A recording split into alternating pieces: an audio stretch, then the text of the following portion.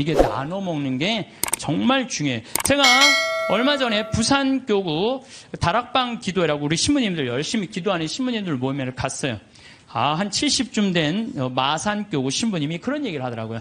당신이 아메리카에 강의를 갔었대요. 그럼 하여튼 아메리카에 있는 나라인데. 근데 신부님이 오면 방울뱀을 삶는데요, 잡아서. 그거 하면 안 되는데, 어쨌든 방울뱀을 삶아갖고 아주 진액을 5봉을 줬대요. 근데 이거를 1시간에 1봉씩 먹어야 된다는 거예요. 그런데 비행기 떠나기 전에 이제 미국으로 가야 돼서 그걸 또 미국으로 갖고 갈 수가 없잖아. 5봉은 있는데 1시간에 하나씩 먹으라고 그러니 이거 어떻게 해? 한 번에 5개를 먹을 수도 없고. 그래서 이 신부님이 1봉을 먹고 따라간 봉사자들 4명 있길래 그걸 니네들 먹으라고 나눠줬대요. 나눠주고 이제 먹으니까 막 몸에 열이 나고 막 여기서 이 하얀 속옷이 노랗게 변하더래. 뭐가 진액이 나와갖고. 미국에 갖고 이제 그 얘기를 했더니 의사가 그런 얘기를 하더라고요. 신부님, 만약에 신부님이 급한 마음에 5봉을 다 먹었으면 신부님은 장협착으로 죽었다는 거예요. 그러니까 장협착으로 죽을 수도 있었다는 거예요. 근데 신부님이 나누는 바람에 신부님도 살고 나머지 사람도 다 사는 거라고. 근데 그 신부님이 70인데 피부가 나보다 더 고와. 방울뱀을 먹어서 그런지,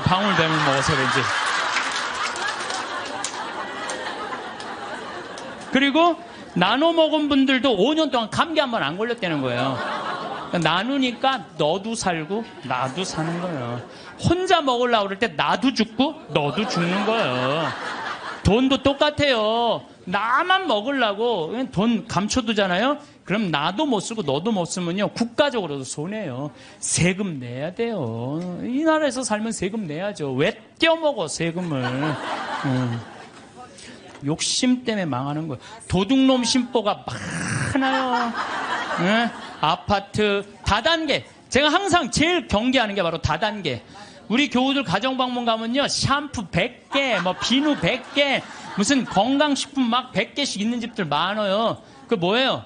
다 다단계 하는 집들이에요. 다 망하는 거예요. 그게 욕심 때문에 망하죠. 성실하고 부지런한 사람들 안 망해요. 안 망하게 되겠어요. 돈을 벌려고 별별 짓을 다 해요. 나는 100조 규모의 중국과 컴퓨터 합작 회사했다고 또 70조 규모의 브라질 대륙 횡단 철도 추진한다면서 노인들한테 190억 돈 사기친 사기꾼이 있어요. 근데 거기에 들어간 사람들이 학교 교장 선생님들, 정말로 똑똑하다는 사람들이 다 사기당한 거예요. 근데 어떻게 사기를 당했나 보니까 100원짜리 주식을 사면 된대. 100원짜리 주식을 사면은 요게 6년 만에 이게 10만 원이 된다고. 이게 뛰면 그렇게 뛴다고. 그럼 이 사람은요, 1 더하기 1은 2인데 1 더하기 1이 이게 1000이 되는 거야. 그냥 내가 생각을 하는 게 1억 투자하면 이게 100억이 벌려? 그럼 1억을 내는 거예요. 100억 생각하고. 그러니까 저런 거에 사기를 당할까? 그런데 사기를 당하더라고요. 뭐 때문에? 욕심이라는 요 악마 때문에요. 다 함정에 빠지는 거예요. 수원에서는 백화점 상품권 1000만 원 투자하면 매일 92만 원씩 주겠다고 사기를 쳐갖고 140억을 투자한 사람. 이 사람 저 사람 다 돈 끌어다가 다 투자하는 거예요. 여러분들 나도 수원 사람이지만 수원 깍쟁이들이 사기당했다는 게 난 이해가 안 돼요. 수원 깍쟁이들이 아마 여러분들도 많을 거예요. 1000만 원을 내면 한 달에 90만 원씩 나와? 그럼 한 달이면 다 나오네? 내는 거죠. 사기꾼들의 그 말에 다 넘어가는 거. 돈은요, 하느님한테 기도한다고 오는 게 아니에요. 열심한 사람, 부지런한 사람이 돈이 오는 거지, 아무것도 안 하면서 기도하면 돈이 어디 그런 이상한 하여튼 그런 거. 그러니까 얼마 전에 무슨 며느리가 시댁집에 4군데 불을 질렀다며요. 불을 질렀는데 왜 질렀냐니까 점쟁이가 시댁에 불이 나면 로또가 된다고. 그래갖고 그냥 불 질렀다는 거 아니야. 아이고 참.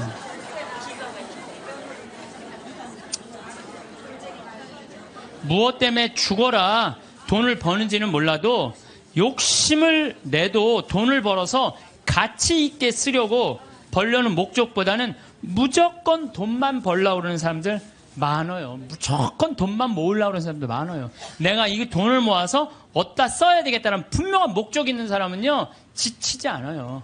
근데 그냥 돈만 들입다 벌려고 그러는 사람은요, 방향을 못 찾는 거죠. 저도 생태마을 운영하면서 경제적인 이익이 생기기 시작했어요. 한 10년은 계속 쏟아붓어요. 내 강사료, 내 책, CD 그냥 그야말로 정말 한 뭐 10억 이상 다 내 강사료는 다 쏟아넣었어요. 근데 요즘 이제 경제적인 이익이 생겼어요. 이제 안정이 돼갖고. 근데 내가 이제 돈이 생기니까 나도 이상해질 거 아니에요. 돈이 생기면 이상해지잖아요. 근데 저는 목적이 생겼어요. 목적은 뭐냐면은 아프리카에 잠비아에 자카란다 농장 꾸며주는 게 내 목적이에요. 우리 이제 뭐 평창에는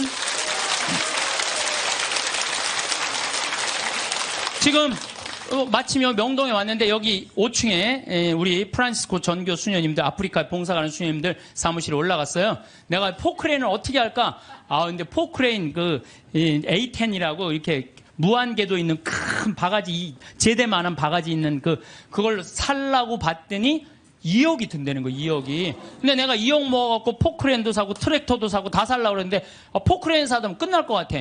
그래서 내가 포크레인 그 아는 사장한테 전화해갖고 나 이거 포크레인 중고 살라고 그러는데 어떻게 생각하느냐? 그랬더니 포크레인 사장이 그러더라고. 신부님 뭐하러 사냐고. 그거보다는 우리나라 거 포크레인을 택배로 보내면 된대요. 자기 포크레인을 택배로 보내서 자기가 내년에 한 달 동안 가서 싹 정리해주고 온대요. 그래서 방금 만나고 내려왔어. 명동에 왔더라고. 그 사장하고. 그런데 수녀님이 제일 큰 거라도 한 2천만 원이면 보낸다는 거예요. 그러니까 벌써 얼마를 절약한 거야? 한 1억 8천만 원 절약했잖아요. 이게 제가 그래서 항상 저는 이런 생각해. 계획은 인간이 완성은 하느님이. 예, 계획은 인간이 완성은 하느님. 제가 간장, 고추장, 청국장, 가루, 김치, 복분자, 오디 이거 파는 목적이 있어야 될 거 아니에요. 그동안은 건강한 먹을거리를 국민들한테 제공해 주겠다. 그래서 생태마을 들어갔는데 제공해 주다 보니까 뭐가 생겨? 이익이 생겨. 그럼 그 이익을 어떻게 한다? 써야 돼요. 그래서 지금 자카란다에 고아원, 병원, 농장 꾸미는데 쓰려고 길을 써요. 그러면은요, 여러분들 딴 생각이 하나도 안 들어요. 딴 생각이. 돈을 가지고 어디다 쓸 줄 모르는 사람이 딴 생각하고 있는 거예요. 내가 이걸 어디다 주식에다 투자를 할까? 뭐를 할까? 땅을 살까? 이런 생각을 하는 거지. 그래서요, 돈은 쌓아두면 썩는 거예요. 써야 돼요. 예. 1 더하기 1은 2인데 1 더하기 1은 100이 되기를 바라는 게 대한민국 사람들 심보예요. 돈이요, 내가 1,000만 원 더하기 1,000만 원은 2,000만 원이 돼야 되잖아요. 1,000만 원 더하기 1,000만 원은 1억이 되길 바라는 사람들 여기도 많아요. 제가 은혜 신학교 다닐 때 하루에 보통 성호를 한 70번 정도 긋는다고 말씀드렸죠. 제가 그 강의 끝나고 저도 반성했어요. 나도 먹을 때는 성호 긋는데 안 먹고는 먹고 끝나고 난 다음에 안 글 때도 많았어 나도. 근데 요즘 제가 생활이 변했어요. 어떻게 변했느냐면은 하여튼 먹을 때마다 성호를 긋는 거예요. 복분자, 요즘 복분자 나오잖아요. 우린 복분자 또 이것도 갈아서 먹거든요. 복분자 먹을 때도 성호 긋고 오디 먹을 때도 성호 긋고 하여튼 그런데요. 제가 요즘 뭐를 느꼈느냐면 성호를 하루 종일 그니까 뭐가 있느냐면 내 삶이 조금씩 거룩해지는 걸 느껴요. 그래서 여러분들도 아무 때나 그세요. 아무 때나. 예? 그러니까 일어나서부터 계속 긋는 거야. 디립다 그냥. 디립다 그니까 내가 조금 생활이요. 조금 거룩해지더라고요. 그래서 정말로 성호를 긋는 거는 우리한테 참 중요한 것 같아요. 자, 자식들을 교육할 때 돈이 세상에서 최고라고 가르치지 말고 정직하게 돈 벌어서 그 돈으로 어려운 이웃을 돌보라는 이런 가르침을 가르치는 것이 여러분들 훌륭하게 자식들을 가르치는 거예요. 지금 전 세계 기준으로 볼 때 극심한 가난에 시달리는 사람을 하루에 1달러 이하로 사는 사람을 극심한 가난에 시달리는 사람이라고 그럽니다. 그 다음에 하루 2달러로 사는 사람들은 보통 가난한 사람들이라 그래요. 하루에 2,000원 가지고 사는 사람들을 3달러 이상 가지고 사는 사람들은 가난한 사람이라고 하지 않는데요. 그럼 3달러 이상이면 3,000원 이상이면은 가난하지 않은 거예요. 그러니까 한 달에 90달러. 그러니까 우리나라 돈으로 10만 원 정도만 한 달을 가지고 있으면 가난하지 않다는 거예요. 근데 여러분들 우리나라는 지금 어떻게 살죠? 우리나라 최저 생계비가 57만 원이에요. 그러니까 국가에서 저 사람은 도저히 돈 벌 수 있는 재능이 없는 사람이다. 능력이 없는 사람이다. 에게 주는 돈이 57만 원이래요. 그럼 57만 원이면요. 아프리카의 어떤 부자보다도 잘 사는 사람이에요. 어떤 부자보다도. 그럼 아마 여기 지금 뭐 자식들이나 가족이 돈을 벌면은 보통 한 2, 300만 원은 벌 거예요. 두 사람이 벌면은 한 4, 500만 원은 벌 거예요. 3, 400만 원 버는 사람들도 있을 거고. 물론 아르바이트 못하는, 저는요, 제가 평창에 있으면서요, 진짜 안타까운 건 뭐냐면요, 멀쩡한 애들 우리가 구하는데 없어요. 정말로. 아니, 서울에는 실업자가 100만 명이니 200만 명이라는데, 우리 평창은 정말로 젊은이가 없어요. 그래서 젊은이가 하나만 이력서만 넣으면요, 웬만하면 다 뽑아요. 웬만하면. 근데 그냥 이력서 넣는 사람이 50, 60살, 우리 집은 50, 60은 일을 못해요. 이게 일이 너무 힘들기 때문에. 근데 그냥 오겠다는 사람은 5, 60 이상한, 뼈가 안 좋고 허리가 안 좋고 이런 사람, 멀쩡한 젊은이들은 일을 안 하고. 참, 그게 너무너무 안타까워요. 예. 대한민국 사람들이요, 불행한 이유는 바로 돈 욕심 때문에 불행해요. 기도하는 거 보면은 자신의 욕심 충족하기 위해서 물질 축복 비는 사람들 많아요. 특별히 예수님한테 주님 집안채만 나 좀 어떻게 좀 생기게 해주십시오. 이렇게 기도하는 분들이 있는데요. 그 사람들 정말 답답해요. 예수님은요, 이 세상에 오셔서 집안채 없이 사셨어요. 아니, 집안채 없이 사신 분한테 집안채 달라고 그러면은, 아니, 그 예수님 주겠어요?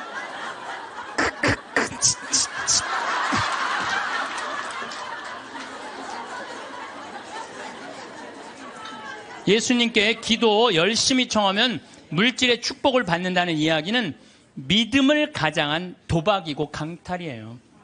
여러분들 어떻게 믿을 때 돈 축복 달라고 그래요? 여러분들 돈 때문에 믿는 거예요?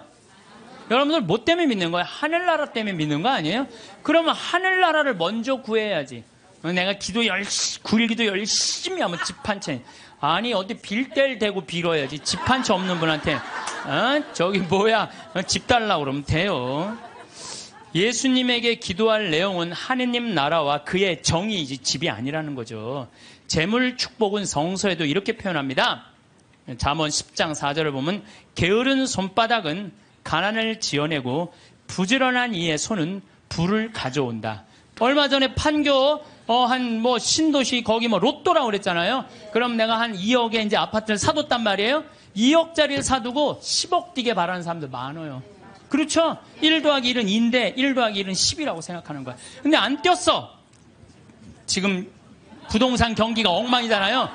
안 뛰었는데 나 2억 주고 샀는데 10억 되길 바라는 마음으로 샀는데 8억이 안 뛴 거 아니에요. 이 사람 이 생각을 하는 거, 8억을 손해봤다고 생각을 하는 거예요. 8억을 손해봤다고 생각하니까 억울해, 안 억울해? 억울한 거야. 근데 문제는 뭐냐면 그 2억을 여기저기 돈을 끌어다가 산 거야. 그럼 이 사람 망해요, 안 망해요? 그래서 욕심이 망하는 거예요. 또 청와대 판검사들을 청와대가 판검사들이 보호하는 로얄 패밀리 클럽이라고 써있어서 2천억을 떼어먹은 사람도 있어요. 말도 안 되는 거에 사기당하는 건 다 여러분들은 뭐 때문에 그래? 욕심 때문에. 그 욕심이 나를 끌고 들어가는 거예요. 그러니까 제발 1 더하기 1은 2지 1 더하기 1은 100이 아니에요. 무슨 돈이 뻥튀기 과자에 넣어놓으면 뻥 하고 터져갖고 그냥 막 엄청나게, 요 뻥튀기 과자에 쌀 요만큼 넣잖아요. 나 뻥튀기 평창에서 뻥튀기 기계도 하거든요.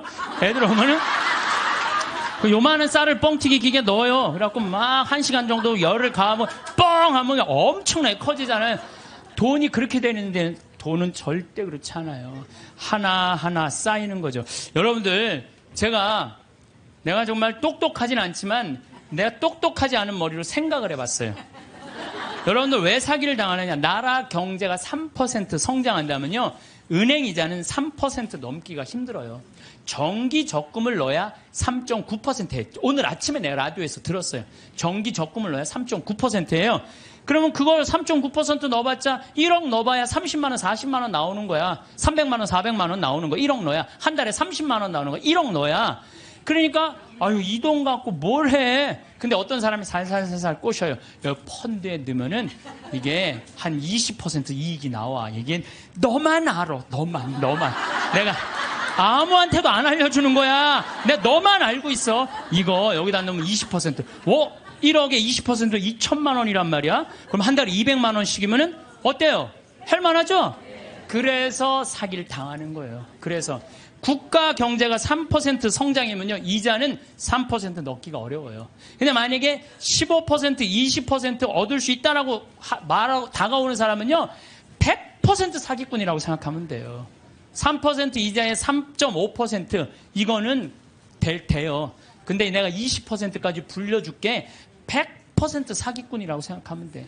그런데 이렇게 듣고도 오늘 나가서 여기 말이야, 너만 알아, 너만 알아. 예.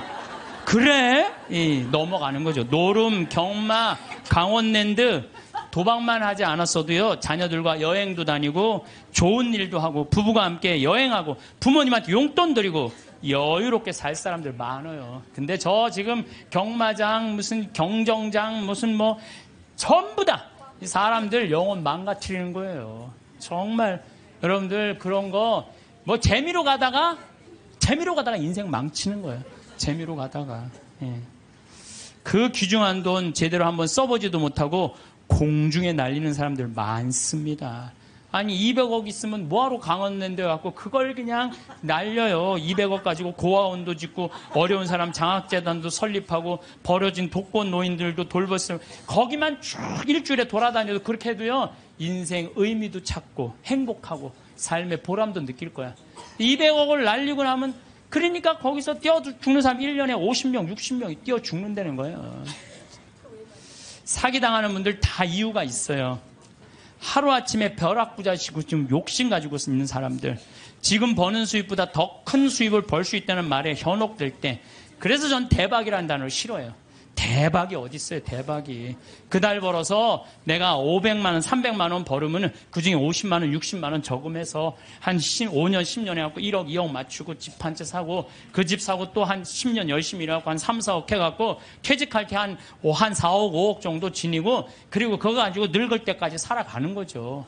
그러다가 정말로 돈이라는 건 축복이에요. 그거 오는 수가 있어요. 내가 산 집이 어쩌다가 떼어갖고 그걸 정리해갖고 다시 좀 어떻게, 그 정도는 되더라도 어느 날 갑자기 떼돈을 버는 일은 없어요. 또 떼돈을 번다고 여러분 행복하지도 않아요. 내가 전 시간에도 말했지만 떼돈을 보면요, 이 사람들 떼같이 몰려. 떼같이 몰려갖고 돈 꿔달라. 머리 아파요.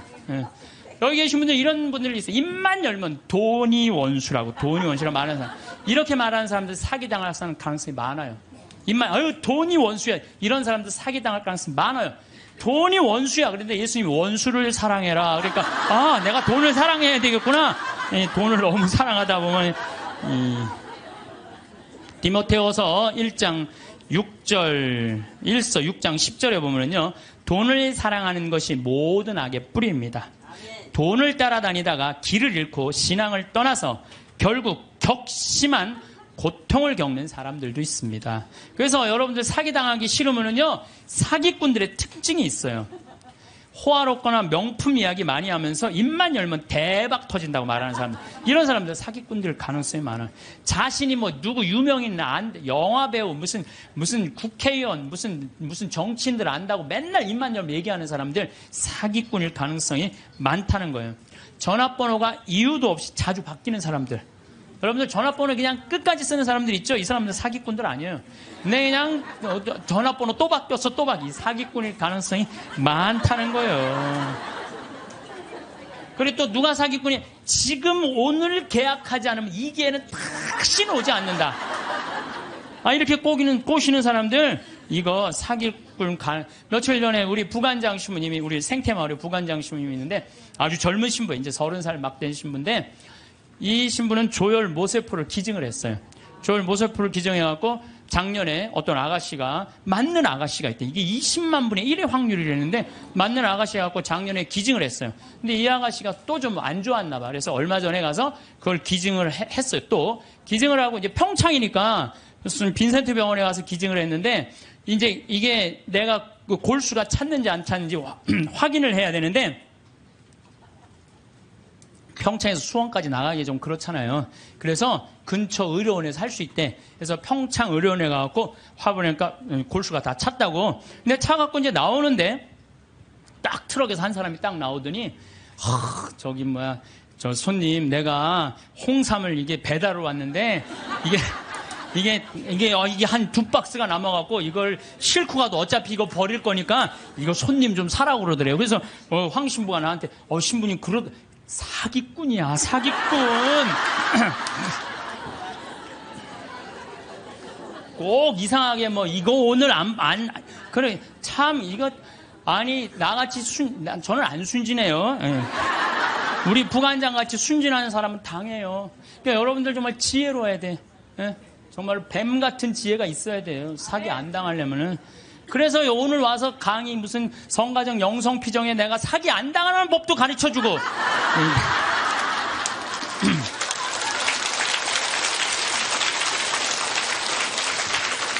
특별히 제가 부탁하고 싶은 게 있어요. 교우들끼리 돈거래하지 마세요. 정말 안 좋은 거예요. 돈거래하다간 친구를 잃어버립니다. 돈 꿔주지도 말고 꾸지도 마세요. 없으면 없는 대로 그냥 사세요. 없으면 없는 대로 살지. 돈을 꾸는 거는요, 내 욕심을 더 채우기 위한 몸부림이에요. 몸부림이에요. 그래서 집회서에서 이런 말이 나와요. 이거 여러분들 꼭 기억하세요. 돈을 꿀 때까지는 이웃의 손에 입을 맞추고 그의 재산을 두고 공손한 어조로 말한다. 그러나 갚을 때가 되면 시간을 미루고 빈 말로만 갚겠다며 시간만 탓할 뿐이다. 이 여러분들 경험 다 했죠? 그러니까 꿔주지도 말고 꾸지도 마세요. 그런데 꿔줘야 되는 건 있어요. 누구 병원비가 없다. 내가 친척 중에 학비가 없다. 이거는 꿔준다기보다도 그냥 줘요. 네, 꿔준다기보다 주세요. 병원비나 학비 난 내가 강의할 때 핸드폰 울려도 한 번도 신경질을 부린 적이 없어 나는. 병원비나 학비 같은 경우는 저는 그렇게 생각해요. 그냥 가난한 사람도 도와주는데 내 형제 친척 중에 아프고 학비가 없다는데 그거는 차라리 꿔준다는 말보다 그냥 주세요. 그거 외에는 꿔주지도 말고 꾸지도 마세요. 돈이라는 거는요, 돈이 거짓말하는데 한다고 말하잖아요. 돈은 거짓말 안 해요. 욕심 부리지 않고 성실하게 일하면 돈은 언제든지 벌어집니다. 한순간에 떼돈 벌고 싶은 도둑놈 심보를 가진 사람들이 돈 때문에 자기도 고통스럽고 남도 고통스럽게 하는 거. 그래서 보면 어떤 집에 보면요, 이 도박하는 사람들 보면요, 형제, 친척 모든 돈 다 끌고 들어가는 사람들이 있어요. 중리사니 그러면서 거짓말하면서. 이런 사람들은요, 진짜 정말로 이 사회에서 분리시켜갖고 어디 모아놔야 돼요. 그래서 우리 생태마을에 그런 사람들 그냥 싹 모아갖고 돈도 안 주고 그냥 일 시키면은 그게 돈 버는 건데. 여러분들 이제는 돈 버는 시대는 끝났어요. 이게 무슨 얘기냐면은 30년 전에는 돈이 없어서 굶었고 돈이 없어서 학교 다니지 못했지만 지금은 그런 시대는 아니에요. 이제는 돈 버는 법을 배우는 시대가 아니라 돈 쓰는 법을 배워야 돼. 어떻게 쓰면 잘 쓰느냐. 돈이 쌓이면 죄가 되게 돼 있어요. 제가 신학교 때 1학년 때 신학교 딱 들어가니까 우리 선배님들이 맨날 배고파서 굶었다, 너무너무 힘들었다. 그런데 신학교 딱 들어가니까 밥 딱 3끼 주는 거예요. 그거 외에는 간식이 없는 거예요. 간식이. 그게 20살 때 얼마나 이 혈기가 넘쳐요. 근데 밥 3끼 아무리 많이 먹어도 밤 되면 배고프잖아요. 그냥 어떨 때 그냥 물 먹고 배고프니까 그러고도 있는데 외출할 때 되니까 배고플 거 생각하고 식빵을 사. 식빵을 사갖고 이제 혼자 먹으려고. 근데 식빵을 이렇게 놔도 이제 어떻게 20줄을 다 먹어요. 한 4줄 먹으면 배부르잖아요. 그럼 이제 다음에 먹으려고 놔두면 이놈들이 얼마나 코가 빠른지 그 식빵 있는 걸 너무너무 잘하는 거예요. 그러고 식빵을 보면 다 훔쳐먹고 없는 거예요. 그래서 내가 식빵을 사면은 내가 이 식빵을 뺏기지 않으려고 어떻게 해요? 그냥 침대 맨 안쪽에 침대 밑에 옷장이 있었거든요. 그 맨 끝에 이제 몰아 넣는 거죠. 그래서 내가 이제 난 신학교 때 깐또레스를 했어요. 매 미사마다 노래하는 그 깐또레스를 했으니까 맨날 그거 연습하느냐고 여기 뛰어다니고 저기 뛰어다니고 보면 한 3일 정도 뛰어다니면은 빵 넣은 걸 까먹어요. 빵 넣은 걸. 그래갖고, 나 빵 먹어야지, 빵! 그래갖고 딱 보면은, 그게 곰팡이가 썰어져요, 곰팡이가. 몇 번을 곰팡이 쓰는 거를 보고, 내가, 세미나를 그때 이제 갔는데, 굉장히 큰 세미나였어요. 근데 거기에 이제 불교, 개신교, 천주교, 유교 다 모여서 그런 얘기를 하는 거예요. 종교의 모든 거는 나눈다. 보면은 불교는 절하고 난 다음에 음복한다 그러잖아요. 다 나눠 먹잖아요. 그렇죠? 불교는 공양 드리고 뭐라 그래? 공양한다 그래. 나눠 먹는. 그걸 공양한다 그래. 나눠 먹는 거 공양한다 그래. 하다못해 무당도 굿하면 굿떡을 돌린다. 무당으로 굿떡을 돈다. 우리는 성체 나눠 먹는 거다. 나눠 먹는 거. 쌓아놓으면 썩는다. 쌓아놓으면. 제가 그 얘기를 듣고 딱 내 모습이 생각나네. 그 식빵 혼자 먹겠다고 깊숙한 걸 쌓아놨던 내 자신이, 그것도 맨날 성체화하는 내가 너무 창피하더라고요. 그래서 식빵을 사갖고 그러면 그다음부터는 다 불러요. 친구들. 내 친구들. 야, 일로 와봐. 내 식빵 사와. 다 나눠 먹었어요. 나눠 먹으니까 뭐가 좋으냐면 곰팡이 썰어서 버리는 게 없는 거예요. 나도 못 먹고 너도 못 먹잖아요. 그렇잖아요. 그러니까 걔네들도 이제 외출해갖고 사갖고 오면 나한테 얻어먹었으니까 어떻게 해? 풀러다가 또 나눠 먹고. 그러니까 한 2학기 되니까 늘 배불리 먹더라고요. 특히 교회 안에 돈이 쌓이면 그 돈은 서로 뜯어먹으려고 모략과 모함이 난무합니다. 교회는요, 돈이 생기는 대로 쌓아두지 말고 나눠야 돼. 제가 정말 생태마을 한 10년 동안 빚에 허덕이다가 이제는 농산물도 잘 팔리고 피정도 많이 오고 해서 이젠 정말 편안해졌어요. 근데 저는 제 신념이 뭐냐면은 그 달에 번 건 그 달에 다 쓰자. 이게 내 신념이에요. 그래서 제가 막 이 강의 때 여러분들 돈 있으면 여행 다니라고 그러잖아요. 내가 여러 차례 얘기했지만 올해 2월 달에 처음으로 우리가 빚이 없었어요. 그래갖고 우리 직원들이 10년, 나하고 일하는 직원들 10년, 15년 동안 정말 힘들게 일해왔거든요. 그래서 내가 직원들한테 그랬어요. 야, 우리 이제 오래간만에 수익이 났으니 이거 가지고 성주순례 가자. 그래갖고 아시시, 그 다음에 무슨 베드로, 그 다음 반내, 전부 다.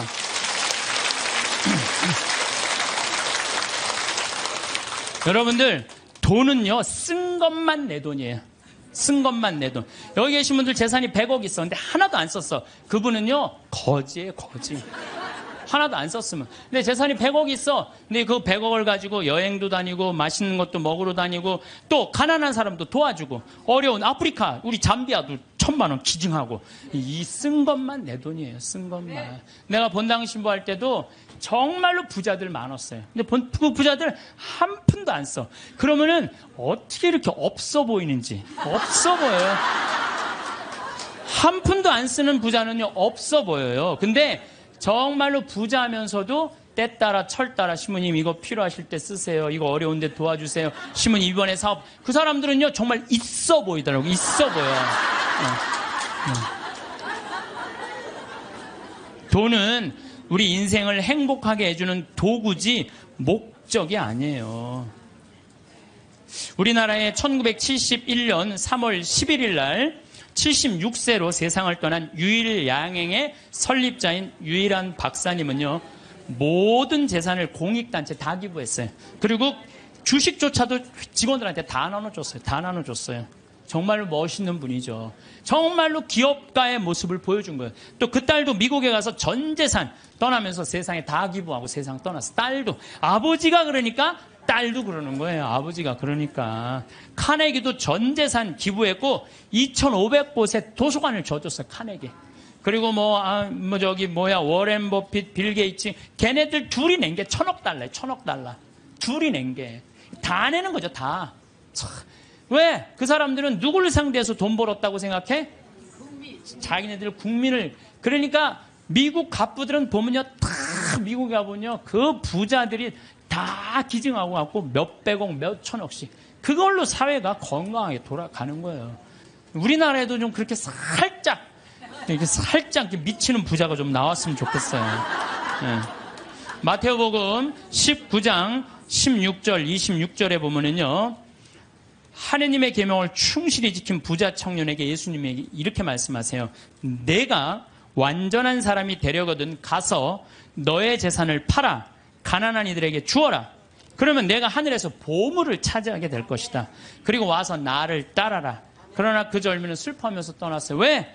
재물이 많았기 때문이에요. 여러분들 그 부자 청년은요, 계명도 굉장히 중요하게 여긴 청년이에요. 근데 재물이 많았는데 이 청년은 재물하고 자기를 똑같다고 생각해요. 재물하고 자기를. 이 사람은 재물을 파는 건 뭐를 파는 거야? 자기를 파는 거야. 이게 참 문제예요. 여러분들 재물이 없으면 여러분들도 사라진다고 생각하는 분들 여기 혹시 계시면은 그럼 불행한 사람이에요. 재물이 없어도 상관없어요. 아니 지금 이 세상에 재물 없이 사는 사람들 얼마나 많아요. 그 행복한 사람들 얼마나 많아요. 우리 수녀님들, 우리 신부들은 그래도 좀 나아요. 우리 수녀님들 재물 있어요, 없어요? 그 수녀님들은 어디 버스 타고 가는데도 돈 받아갖고 해요. 그래도 행복한 수녀님들 많아요. 돈이 우리 존재가 돈하고 똑같아서는 안 돼요. 돈이 많으면 존재가 충만하고 돈이 없으면 존재가 없는 거. 이 병을 우리가 고쳐야 돼. 그래서 그 젊은이는 재물과 존재를 같이 여겼기 때문에 재물을 팔 수 없었던 거죠. 5,000명을 먹인 기적 이야기 가운데 누가 가장 행복했을까요? 5,000명을 먹인 예수님이 행복했을까요? 물고기 2마리 빵 5개 기증한 소년이 행복했을까요? 아니에요. 제일 행복한 사람은요, 그 5,000명한테 나눠준 제자들이에요. 신나지 않았겠어요? 여러분들 한번 생각해봐. 내가 여러분들한테 돈을 한 10억 정도 줘갖고 한 1,000만 원씩 줬어, 여러분들한테. 그래갖고 여러분들 좀 어려운 데 가서 도와주세요. 그래갖고 내가 한 1,000만 원짜리 10개를 가지고 여러분들이 10명이 쫙 나가서 도와줄 때 여러분들 신날 것 같아, 안 신날 것 같아? 내 돈도 아닌데. 내 돈도 아닌데 나눠주는 게, 가난한 이웃한테 나눠주는 게 얼마나 좋아요. 나는 여기서 제일 행복한 사람들은 제자들이라고 생각해요. 여러분들이 하느님이 여러분들한테 지금 재물을 맡겼어요. 어떤 분은 10억을 맡긴 분도 있고, 어떤 사람은 1억을 맡긴 분도 있고, 어떤 사람은 100억을 맡긴 분이 있어. 왜 맡겼어요? 나눠주라고 맡긴 거예요. 나눠주라고. 나눠주라고 맡겼으면 나눠야 될 거 아니야. 근데 안 나눠. 끝까지 쥐고 있다. 그냥 죽어. 그럼 그냥 자식이 네가 나누냐 내가 나누냐 싸워서 원수돼서 안 만나고. 그러지 말자는 거예요. 우리 대한민국 사회가 이제 건강하려면 어떻게 해야 돼? 나눠야 돼요. 쌓아두면 썩게 돼 있어요. 쌓아두면 어느 사회든 자꾸 나누면은 샘솟게 돼 있어요. 나누는, 신부님 그거는 제가 조금 못 받아들이겠는데, 나누면 하나도 없죠. 근데요, 하느님한테 11조 봉헌한 분들이 왜 잘 되는 줄 알아요? 11조 봉헌하려고 그러면요, 적은 돈 아니에요. 그럼 그 돈을 하기 위해서 다른 생활에 충실해져요. 다른 생활에 충실해지기 때문에 축복을 받는 거예요.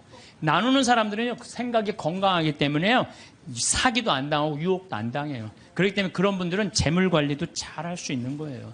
그래서 한 건강한 쪽으로. 자, 모세의 10계명, 아론의 황금 송아지 가운데 여러분도 어느 걸 택할 거예요? 모세의 10계명을 택할 거예요? 아론의 황금 송아지를 택할 거예요? 10계명? 자, 근데 강의를 들어보면 또 생각이 좀 달라질 거예요. 모세가 10계명을 받으러 시나이 산으로 올라갔어요. 올라갔는데 불안해. 이제 이집트에서 탈출해서 왔단 말이야. 근데 시나이에 가보면요, 아무것도 없어요. 지금 사막이야, 사막. 전부 돌산이고. 시나이 산도 완전히 돌산이야, 돌산. 근데 모세는 사라졌는데 먹을 건 아무것도 없고 불안하잖아요. 이게 어떻게 하지? 어떻게 하면 좋을까? 고민을 하고 있는데 사람들이, 아니 모세는 안 보이고 우린 불안하다. 우리 그냥 모아갖고 우리 황금송아지 만들자.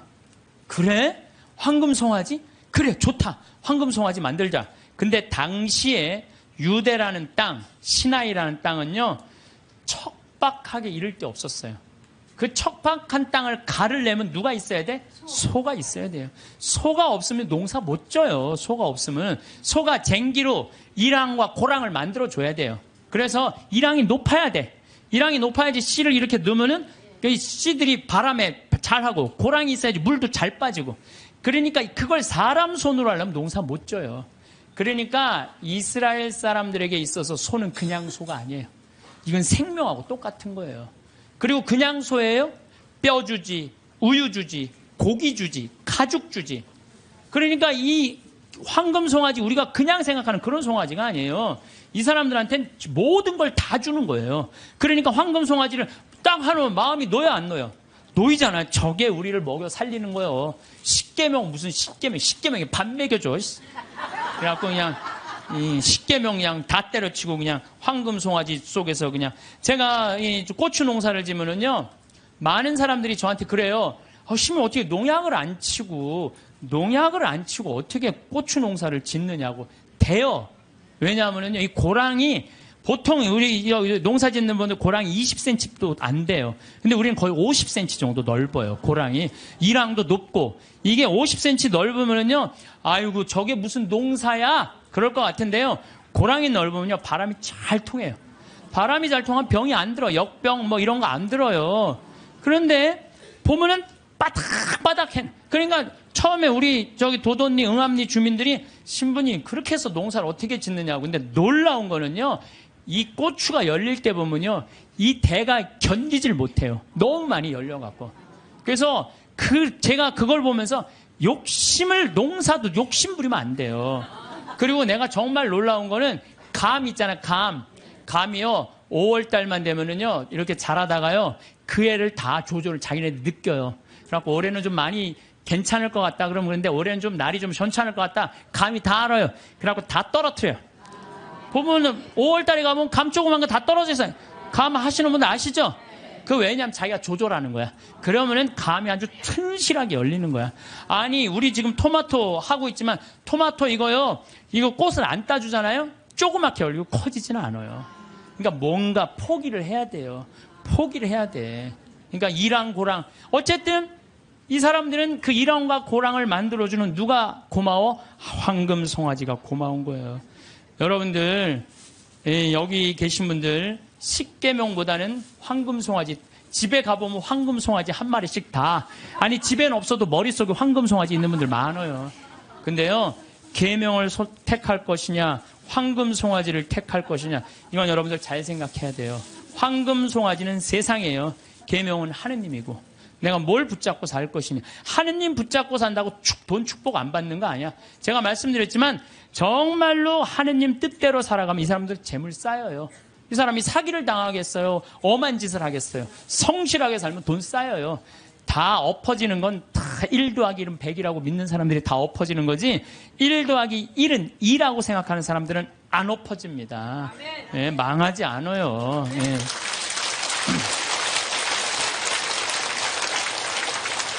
하느님 꽉 붙잡고 살아야 되는데 출세와 권력 꽉 붙잡고 사는 사람들 있어요. 저는 예수님이 왜 위대한지 정말로 이 4대로 살면 살수록 더 느껴요. 예수님은 이 세상에 오셔서 절대 권력을 추구하지 않으세요. 나는 섬김을 받으러 온 것이 아니라 섬기러 왔다. 이 말씀이야말로 우리 인간이라면 누구나 다 가슴 깊어야 새겨야 할 말씀이에요. 권력은 섬기기 위한 도구인데 권력을 쥔 사람들이 안 섬기려고 그래요. 막 권력을 휘둘르죠. 위장 전입하고 자식 대학 군대 안 가게 하고 또 대학도 마찬가지야. 무슨 국제중학교 이런 데 애 머리도 안 되는데 막 들이밀고 이게 다 돈과 권력으로 부리는 횡패.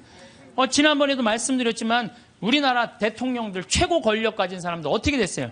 불행하게 죽거나 감옥에 가거나 가족이 감옥에 가거나 그래요. 그러잖아요. 권력이 뭐가 좋아요. 그래서 여러분들 가운데서도 정말로 권력처럼 무상한 게 없어요. 권력을 쥐고 있을 때만 좋지 권력에서 밀려나면은요 비참하고 심지어는 모욕과 보복까지 당하는 게 권력이에요. 요즘 나는 그 전두환 무슨 국회법 통과되는 거 보면서 권력이라는 게 참 무상하구나. 저 전두환이라는 저 대통령이 얼마나 정말로 기가 막힌 권력을 가졌어요. 근데 지금은 모든 국회의원들이 다 10년 연장하자, 뺐자. 그게 권력이라는 게 이렇게 무상한 거예요. 권력을 꽉 잡고 사는 것보다 하느님 꽉 잡고 사는 게 훨씬 더 낫습니다.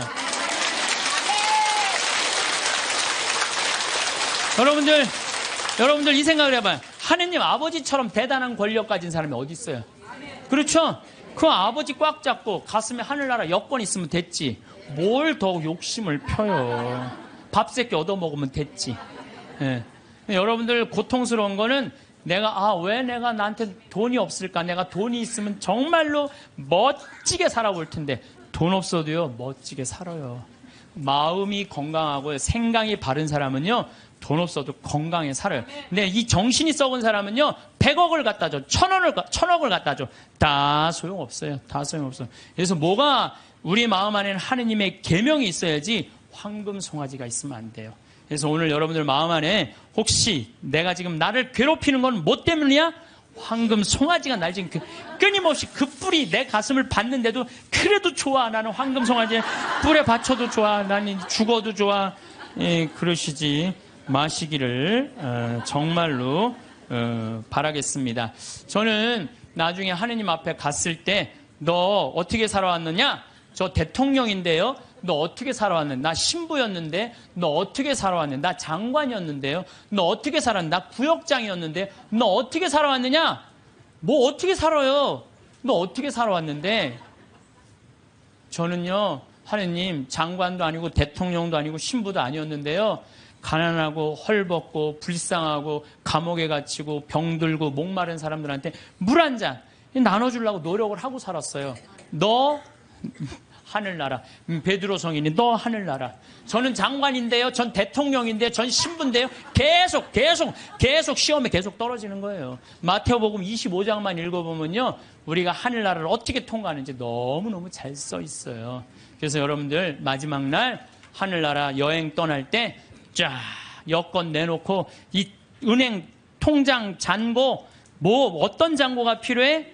어렵고 가난하고 불쌍한 사람한테 도와준 잔고를 하나님한테 내놓으시기를 바라겠습니다. 시간은 누구에게나 공평하게 주어집니다. 매년 차곡차곡 쌓이는 마일리지처럼 아이는 서서히 청년이 되어가고 청년은 자연스레 늙어 노화의 길로 접어들지요. 하지만 나이 들미 곧 노쇠를 의미하는 것은 아닙니다. 나이와 관련한 모순된 속담 두 가지가 있습니다. 나이는 못 속인다와 나이는 숫자에 불과하다. 둘 다 나이 듦을 이야기하지만 전자가 나이에 굴복하고 노쇠 수순에 순응하는 의미라면 후자는 육체적 노화를 벗어나려는 자발적 의지가 담겨 있습니다. 여러분은 둘 중 어떤 속담을 품고 사시나요? 나이 듦이란 물리적 노화일 뿐 우리 몸 안에 가슴에 청춘을 담는 일은 내 의지와 결정에 따라 얼마든지 달라질 수 있습니다. 지금이라도 변화하고 싶다면 잘 늙어가는 것이 곧 오래도록 청춘으로 사는 길이겠죠. 나이 들면 이런 마음으로 살다 갑시다. 삶을 남과 비교하지 말고 남을 원망하지 말고 부모로서 자식이 잘 되길 바래도 자식들에게 너무 기대하지 말고 지난 날을 후회하지 말고 내 운명이라 생각하고 운명이다 해 세상 떠날 때 부와 권력, 명예 다 놓아버리고 빈손으로 홀가분하게 미련 없이 미소 짓고 떠나게 해달라고 기도하며 삽시다. 재물이 많아도 만족하지 못하고 더 많은 재물을 모으려고 발버둥치면 재물의 노예가 되어 가진 재물에 만족하지 못해 마음이 가난하고 많은 재물이 없어도 가진 것에 만족하고 분수에 맞게 즐겁게 살면 마음이 부유의 부자입니다. 가난한 사람과 부자는 마음먹기에 달려 있습니다. 영겁의 세월 속에 인간의 삶은 흐르는 물과 같고 하늘에 떠가는 구름과 같고 올 때는 순서가 있지만 이 세상 떠날 때는 순서도 없고 언제 떠난다는 기약도 없어 몇 분 후를 모르는 것이 인생이라 합니다. 지난 날은 다시 돌아올 수 없고 미래는 기약이 없으니 지난 일에 미련 갖지 말고 미래를 너무 기대하지 맙시다. 지금 주어진 이 시간이 생애 제일 소중하다고 생각하며 보람있고 즐겁고 행복하게 보냅시다. 노년에 친한 친구가 두 사람만 있어도 인생을 잘 살았다는 말이 그때는 마음에 와 닿지 않았는데 정년 후에야 실감이 납니다. 친구가 될 수 있는 조건이 첫째, 가까이 살아 언제든지 부르면 올 수 있고 둘째, 취향이 같고 건강해야 동행할 수 있고 생활 여유가 같아야 함께 여행도 하고 술도 함께 부담 없이 나눌 수 있습니다. 나이가 들면 세상을 이런 마음으로 즐겁고 행복하게 살다 운명이 다 해부르면 큰 고통 없이 미소 짓고 미련 없이 떠날 수 있는 사람이 인생을 가장 잘 산 사람 아닐까요? 그래서 오늘은 나이 들어 성숙한 내면을 가지기 위해 반드시 피해야 할 행동 6가지에 대해 알려드리겠습니다. 오늘부터라도 5가지 중 1가지라도 실천하셔서 품격 있는 노후를 만들어 가시길 바랍니다. 인생 수업 바로 시작하겠습니다. 나이 들어 반드시 피해야 할 행동 첫 번째는 질서를 무시하는 사람입니다. 사람들이 전철을 타기 위해 출입문 양옆에 줄 서 있는데 한 나이 든 분이 맨 앞으로 끼어들었던 적이 있었습니다. 질서를 지키는 모습에 대한 평가는 나이 들수록 더 극과 극으로 갈리는 경향이 있습니다. 30, 40대면 당연한 모습처럼 여기는데 머리가 흰 나이 든 노인이 질서를 지키는 모습은 훨씬 더 존경스러운 마음이 듭니다. 어른도 저러는데 나도 본받아야지 라는 생각이 듭니다. 30, 40대도 어른인데 유독 노인에게 이런 마음이 든 이유는 무엇일까요? 바로 사회의 어른, 근본이란 생각이 크기 때문입니다. 반면 노인이 질서를 무시하는 모습은 더 추하게 보입니다. 어린 사람보다 더 비난을 받는 이유는 모범을 보일 위치에 있는 사람이기 때문입니다. 오래전 줄을 서자, 차선을 지키자라는 캠페인이 벌어진 적이 있습니다. 사고를 예방하고 모두가 편해지는 길이라는데 공감했습니다. 새치기하고 무단횡단하는 것은 정말 부끄러운 모습입니다. 그런데 이런 행동을 어른이 버젓이하는 모습에 질서를 가르치던 부모는 아이의 눈을 가리게 됩니다. 배울 것이 없는 것은 괜찮습니다. 하지만 배우지 말아야 할 것을 하는 것은 어른으로서 부끄러운 일입니다. 이런 부끄러움은 나이가 들수록 더 커져 추하게 보이기까지 합니다. 아프거나 거동이 불편한 사람은 예외를 둘 수 있지만 나이 들어 질서를 무시하는 사람들을 보면 나이를 어떻게 먹었는지 혀를 차게 되고 자기만 아는 형편없는 사람으로 여기게 됩니다. 두 번째는 책임을 회피하고 남 탓하지 말아야 됩니다. 우리가 어른에게 기대하는 것 중 하나는 바로 성숙한 태도와 책임감입니다. 그렇다면 왜 책임을 회피하고 남 탓하는 사람이 나이가 못하고 추해 보일까요? 그 중심에는 존경의 가치와 신뢰의 손실이 있습니다. 우리는 일상에서 많은 선택과 결정을 내립니다. 그 과정에서 발생하는 실수나 실패는 자연스러운 일입니다. 자신의 잘못을 인정하고 그로 인한 결과를 받아들이는 것이 성숙한 어른의 모습입니다. 반면 남 탓만 하는 사람은 그 순간 그의 성숙함은 사라지고 존경의 대상에서 멀어집니다. 사소한 일부터 큰 일까지 모든 갈등과 다툼은 남 탓에서 시작됩니다. 특히 가까운 사이일수록 그런 일은 더 많이 발생합니다. 부부 사이나 부모와 자식 관계에서 남 탓으로 인한 갈등은 작은 불씨에서 시작해 결국 끌 수 없는 화재로 발전하곤 합니다. 어떤 경우든 남을 원망하지 마세요. 특히 가족 중에 누구를 원망하고 미워하는 것은 절대 금물입니다. 자신만 더 소외됩니다. 노년에 사랑하는 가족들마저 내 곁을 떠나가고 주변에 사람이 없으면 비참한 노후를 보내게 됩니다. 남을 탓하기 전에 자신의 행동을 되돌아봐야 합니다. 모든 결과는 자신의 선택과 행동에서 비롯됩니다. 일이 잘 못되면 군자는 제 탓을 하고 소인은 남을 탓합니다. 나이 먹은 사람이라면 그에게는 지혜와 성숙함을 기대하게 됩니다. 그런데 책임을 회피하고 남 탓만 하는 사람은 그 기대치에 못 미칠 때가 많습니다. 그 사람을 보면서 아쉬움을 느끼게 됩니다. 나이 먹은 노인이 이런 태도를 보인다면 더욱 안타깝습니다. 노인은 제일 위에 있는 어른으로 그동안의 경험과 지혜로 후손이나 주변 사람들에게 좋은 영향을 미칠 수 있는 위치에 있습니다. 그런 노인이 책임을 회피하며 남 탓하는 모습은 정말로 추하게 보입니다. 지금부터라도 늦지 않았으니 미움을 버리고 사랑으로 가득 채우는 삶을 살아가시길 바랍니다. 세 번째는 죽음을 두려워하지 말아야 됩니다. 죽음을 경험해 본 사람은 아무도 없습니다. 따라서 죽음을 두려움의 대상이 아니라 삶에 대한 열망의 대상으로 전환해야 합니다. 우리의 인생은 죽음이 아니라 삶으로 파고들 때 그 진가를 발휘합니다. 우리는 왜 죽음을 두려워할까요? 죽음을 마주할 때 희망을 품어야 될까요? 아니면 체념해야 할까요? 죽음이라는 사건을 아예 잊고 살아갈 수만은 없습니다. 우리는 가족이나 친구들의 예상치 못한 사고 또는 질병으로 인한 죽음을 목격하곤 합니다. 가까운 사람의 죽음은 크나큰 슬픔을 안겨줍니다. 죽음이 슬픈 이유는 무엇일까요? 죽음이 아무런 예고도 없이 한순간에 찾아오기 때문일 것입니다. 사랑하는 사람을 잃을 때의 슬픔은 우리를 끔찍한 패닉 상태에 빠뜨립니다. 다시는 사랑하는 사람을 만나지 못할 거라는 절망에 휩싸입니다. 죽음은 서로 행복했던 추억들을 송두리째 빼앗아 버리고 영원히 함께하자고 맹세했던 약속을 산산이 깨뜨려 버립니다. 우리가 죽음을 두려워하는 까닭도 이번 삶에서 누렸던 모든 것을 빼앗아 가버리기 때문입니다. 죽음은 삶의 끝을 의미합니다. 죽음이란 이번 삶이 우리에게 선사했던 모든 것을 한순간에 박탈해버립니다. 그렇다면 우리는 죽음에 대해 어떠한 태도를 가져야 할까요? 장자는 그의 아내가 죽자 두 다리를 뻗고 앉아서 질그릇을 두들기며 노래를 불렀습니다. 문상을 왔던 해자가 그 광경을 보고 아내가 죽었는데 곡을 하지 않고 노래를 하다니 이거 너무 심하지 않느냐고 질책을 했습니다. 장자는 왜 이러한 행동을 한 것일까요? 장자도 아내가 죽었을 때 처음에는 슬퍼서 목 놓아 통곡했다고 고백합니다.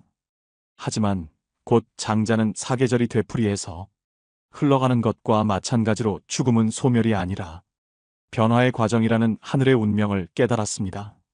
태어나기 전 인간에게 삶이란 없었습니다. 우연히 기가 형성되고 인간으로 태어나면서 삶이 시작된 것입니다.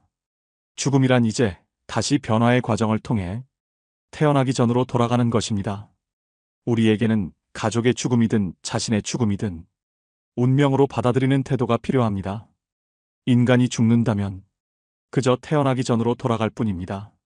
죽음 이후를 막연히 두려워할 필요가 없습니다. 네 번째는 허풍을 심하게 떨거나 자랑을 너무 많이 하는 것입니다. 나이 들어서까지 입만 열면 잘난 척과 허풍을 떠는 사람이 있습니다. 제 주변 친구 중 한 명은 그렇게 자식 자랑을 합니다. 살면서 하지 말아야 할 자랑 3가지를 꼽자면 배우자 자랑, 자식 자랑, 돈 자랑이라고 합니다. 이 가운데서도 특히 아무리 친한 친구 사이라도 하지 말아야 할 자랑이 있는데 그것이 바로 자식 자랑입니다. 사람들 가운데는 자식들 일로 인해 자랑을 할 것이 많은 사람도 있지만 그렇지 않은 사람도 있죠. 특히 자식 때문에 속을 썩이고 있거나 고민이 많은 사람이 있습니다. 이런 사람 앞에서 자식 자랑을 하는 것은 아픈 사람 앞에서 자신의 건강을 자랑하는 것과 같습니다. 그 말을 듣는 사람의 입장에서는 겉으로 드러내지는 않아도 그 자체로 스트레스이고 고통이 됩니다. 나이가 들수록 축하보다도 자랑을 많이 하는 친구들이 있는데 이런 습관은 오랜 친구마저도 멀어지게 합니다. 이처럼 사회에서 잘난 척과 허풍이 심한 사람을 만나게 되면 그때마다 느끼는 게 있습니다. 자랑하는 사람일수록 자세히 들여다보면 내세울 것이 별로 없다는 사실입니다. 자신은 스스로 자기 자랑을 열심히 하고 있지만 그래서 들여다보면 빛 좋은 개살구이거나 그 주변에는 별로 성과라고 할 만한 것이 없는 사람이 대부분이었습니다. 왜 그럴까요? 자랑을 수시로 하는 사람은 겉으로 자신이 대단한 사람이라는 것을 적극적으로 알리지 않으면 부족한 사람이라는 것이 저절로 드러나기 때문이다. 자신에게 부족한 점이 많다는 것을 감추기 위해 끊임없이 주변 사람에게 자기를 드러내는 것입니다. 주변 사람에게 어떻게든 인정을 받아야 부족한 것을 감출 수 있을 것 같은 의식의 생각입니다. 그런 사람들의 의식에는 역설적으로 별로 이룬 것이 없는 사실에 대한 불안과 걱정이 깔려 있습니다. 반면 무엇인가를 이룬 사람은 그것을 굳이 자랑하려 하지 않습니다. 아니, 자랑할 필요가 없습니다. 자랑하지 않아도 그들이 갖춘 것은 저절로 드러나기 때문입니다. 경제적으로나 정신적으로나 부유하든 그렇지 않든 과시를 주 목적으로 하는 사람일수록 자랑하는 것만큼 실제로는 보잘것없을 가능성이 큽니다. 실제로 내가 갖고 있는 것과 이룬 것과 별개로 과시를 목적으로 하는 사람일수록 스스로 자신이 부족한 사람이라는 사실을 계속 강조하는 것이겠지요. 사람들과의 관계에서 항상 겸손하고 베풀 줄 아는 것, 겸손과 베푸는 삶을 실천할수록 실제로 부자 마인드에 가까워지는 법입니다. 그렇게 아름답게 늙는 것입니다. 그것이 진짜 부자들의 자세이기 때문입니다. 5번째는 내적 성장을 최우선으로 해야 됩니다. 돈이나 권력과 같은 언제고 사라질 수 있는 그림자를 삶의 절대적 가치라고 믿고 살아간다면 실제로 그것들이 사라졌을 때 크나큰 상실감에 휩싸일 수밖에 없습니다. 반면에 내적 성장은 사라지지 않습니다. 내가 깨달은 참된 지혜는 누구도 훔쳐갈 수 없습니다. 질문하지 않는 삶은 무의미합니다. 우리는 어렸을 적 경이로움에 가득 찬 눈동자로 세상을 바라봤습니다. 그런데 자라면서 세상을 향한 호기심은 물론 자기 자신에 대한 궁금증을 서서히 잃게 됩니다. 이미 다 안다고 착각하기 때문입니다. 이 세상은 무엇으로 이루어져 있는지, 왜 그런 일이 일어나는지, 나는 어떻게 해야 하는지 집요하게 캐묻지 않습니다. 그렇게 서서히 고정관념에 갇힙니다. 세상 일에 대해, 그리고 더 나은 삶에 대해 캐묻지 않고 음미하지 않는 사람은 무미건조하고 무기력합니다. 더 좋은 삶을 상상하지 않으니 변화 역시 생기지 않습니다. 뭘 해도 시큰둥하고 재미없는 일상에서 삶의 의욕을 얻기란 불가능할 것입니다. 그렇다면 어떻게 해야 할까요? 질문을 통해 지혜를 스스로 깨우쳐야 합니다. 누구도 대신 답할 수 없는 질문에 질문을 던지고 자기만의 답을 찾아가는 것이야말로 세상에 대한 경이로움을 회복하는 방법이자 지혜를 얻는 태도입니다. 6번째는 내 몸을 사랑해야 됩니다. 마르고 날씬한 몸매가 미의 기준이 되면서 하루가 멀다 하고 온갖 종류의 다이어트 프로그램과 보조제, 갖가지 운동 방법이 홍수처럼 쏟아집니다. 그러는 동안 남녀를 불문하고 식이장애에 시달리는 사람들도 늘어나고 있는데요. 식이장애는 극단적 다이어트 후 폭식과 거식으로 우울증과 같은 심리적 문제를 일으키는 질병입니다. 우울증은 다시 폭식과 거식으로 이어져 악순환의 고리에 빠지게 됩니다. 오늘날 건강한 육체는 겉보기에 날씬하고 다부진 몸매와 동일시되고 있습니다. 아이러니하게도 날씬한 몸매를 얻는 대신 건강을 잃는 일이 생깁니다. 어떻게 하면 정신과 육체를 모두 건강하게 할 수 있을까요? 첫째, 내 몸을 사랑하는 것은 자유로워지는 첫걸음이다. 세상에서 말하는 아름다움의 기준을 충족시키기 위해서가 아니라 육체가 제 기능을 온전하게 발휘하도록 관리해야 됩니다.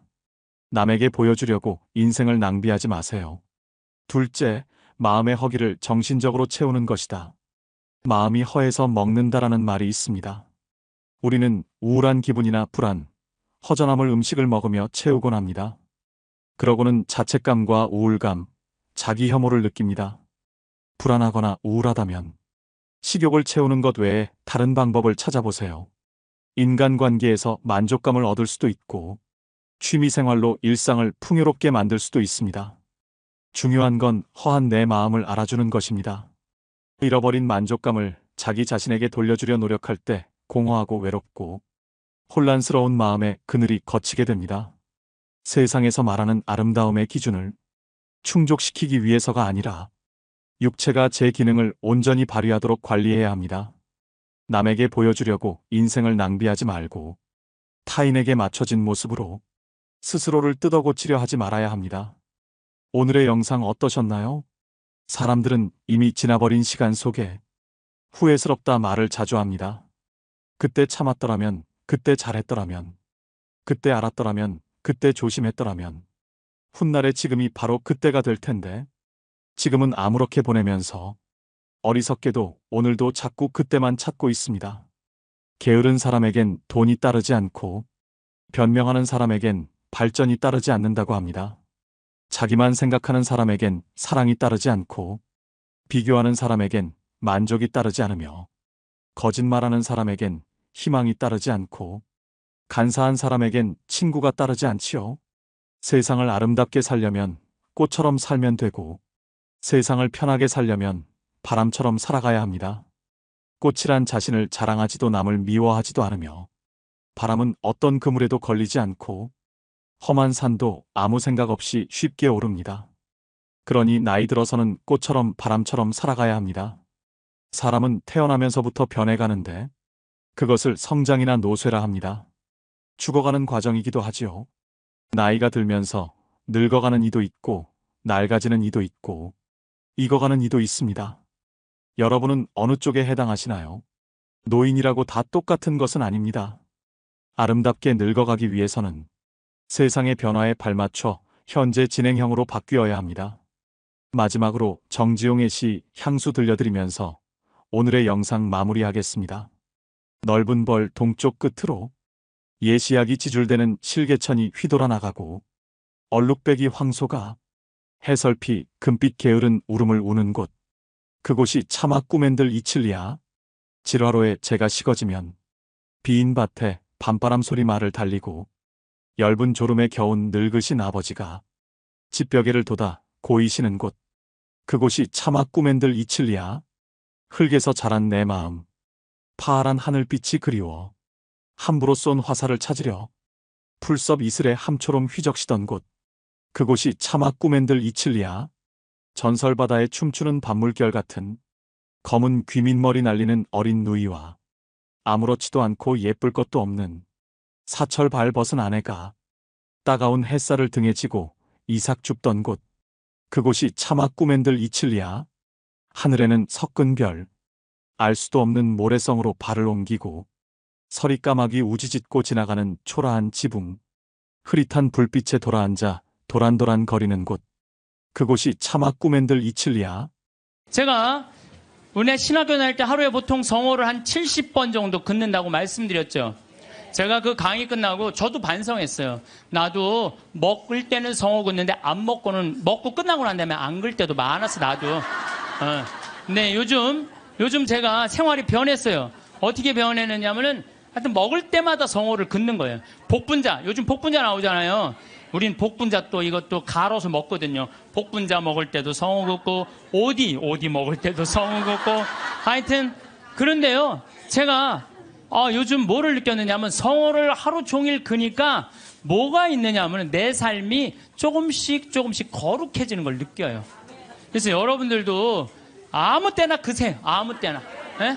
그러니까 일어나서부터 계속 긋는 거야. 드립다 그냥. 드립다 그니까 내가 조금 생활이요, 조금 거룩해지더라고요.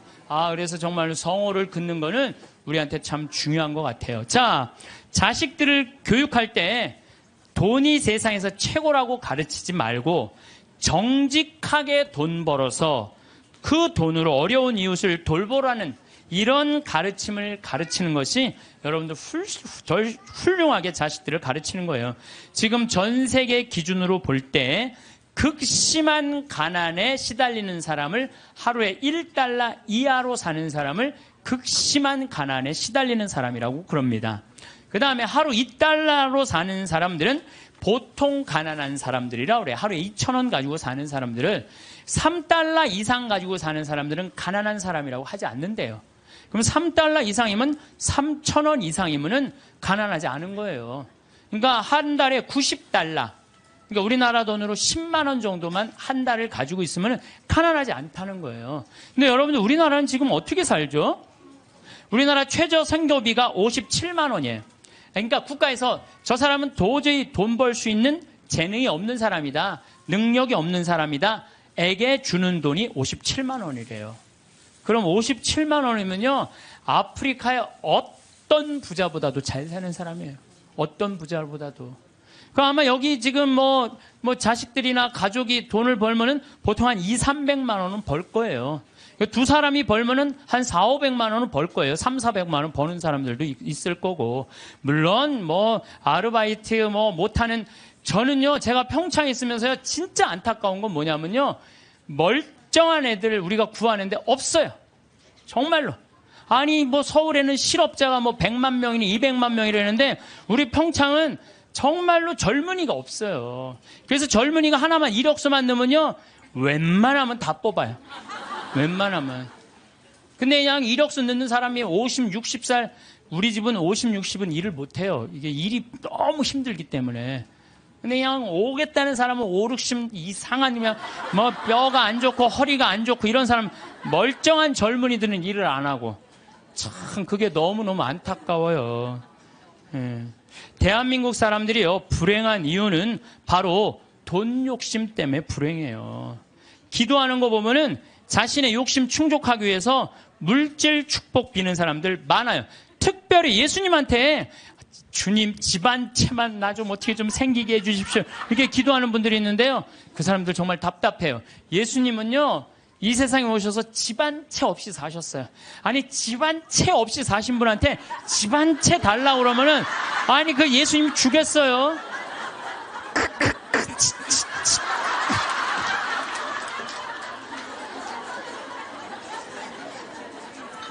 예수님께 기도 열심히 청하면 물질의 축복을 받는다는 이야기는 믿음을 가장한 도박이고 강탈이에요.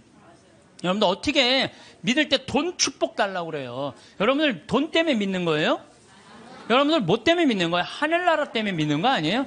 그러면 하늘나라를 먼저 구해야지. 내가 굴기도 열심히 하면 집 한 채. 아니, 어디 빌 때를 대고 빌어야지. 집 한 채 없는 분한테, 저기 뭐야, 집 달라고 그러면 돼요. 예수님에게 기도할 내용은 하느님 나라와 그의 정의이지 집이 아니라는 거죠. 재물 축복은 성서에도 이렇게 표현합니다. 잠언 10장 4절을 보면 게으른 손바닥은 가난을 지어내고 부지런한 이의 손은 부를 가져온다. 얼마 전에 판교 신도시 거기 로또라고 그랬잖아요. 그럼 내가 한 2억에 이제 아파트를 사뒀단 말이에요. 2억짜리를 사두고 10억 뛰게 바라는 사람들 많아요. 그렇죠? 1 더하기 1은 2인데 1 더하기 1은 10이라고 생각하는 거야. 근데 안 뛰었어. 지금 부동산 경기가 엉망이잖아요. 안 뛰었는데 나 2억 주고 샀는데 10억 되길 바라는 마음으로 샀는데 8억이 안 뛴 거 아니에요. 이 사람 이 생각을 하는 거 8억을 손해봤다고 생각을 하는 거예요. 8억을 손해봤다고 생각하니까 억울해요, 안 억울해요? 억울한 거야. 근데 문제는 뭐냐면 그 2억을 여기저기 돈을 끌어다가 산 거야. 그럼 이 사람 망해요, 안 망해요? 그래서 욕심이 망하는 거예요. 또 청와대 판검사들을 청와대가 판검사들이 보호하는 로얄 패밀리 클럽이라고 써있어서 2천억을 떼어먹은 사람도 있어요. 말도 안 되는 거에 사기당하는 건 다 여러분들은 뭐 때문에 그래요? 욕심 때문에. 그 욕심이 나를 끌고 들어가는 거예요. 그러니까 제발 1 더하기 1은 2지 1 더하기 1은 100이 아니에요.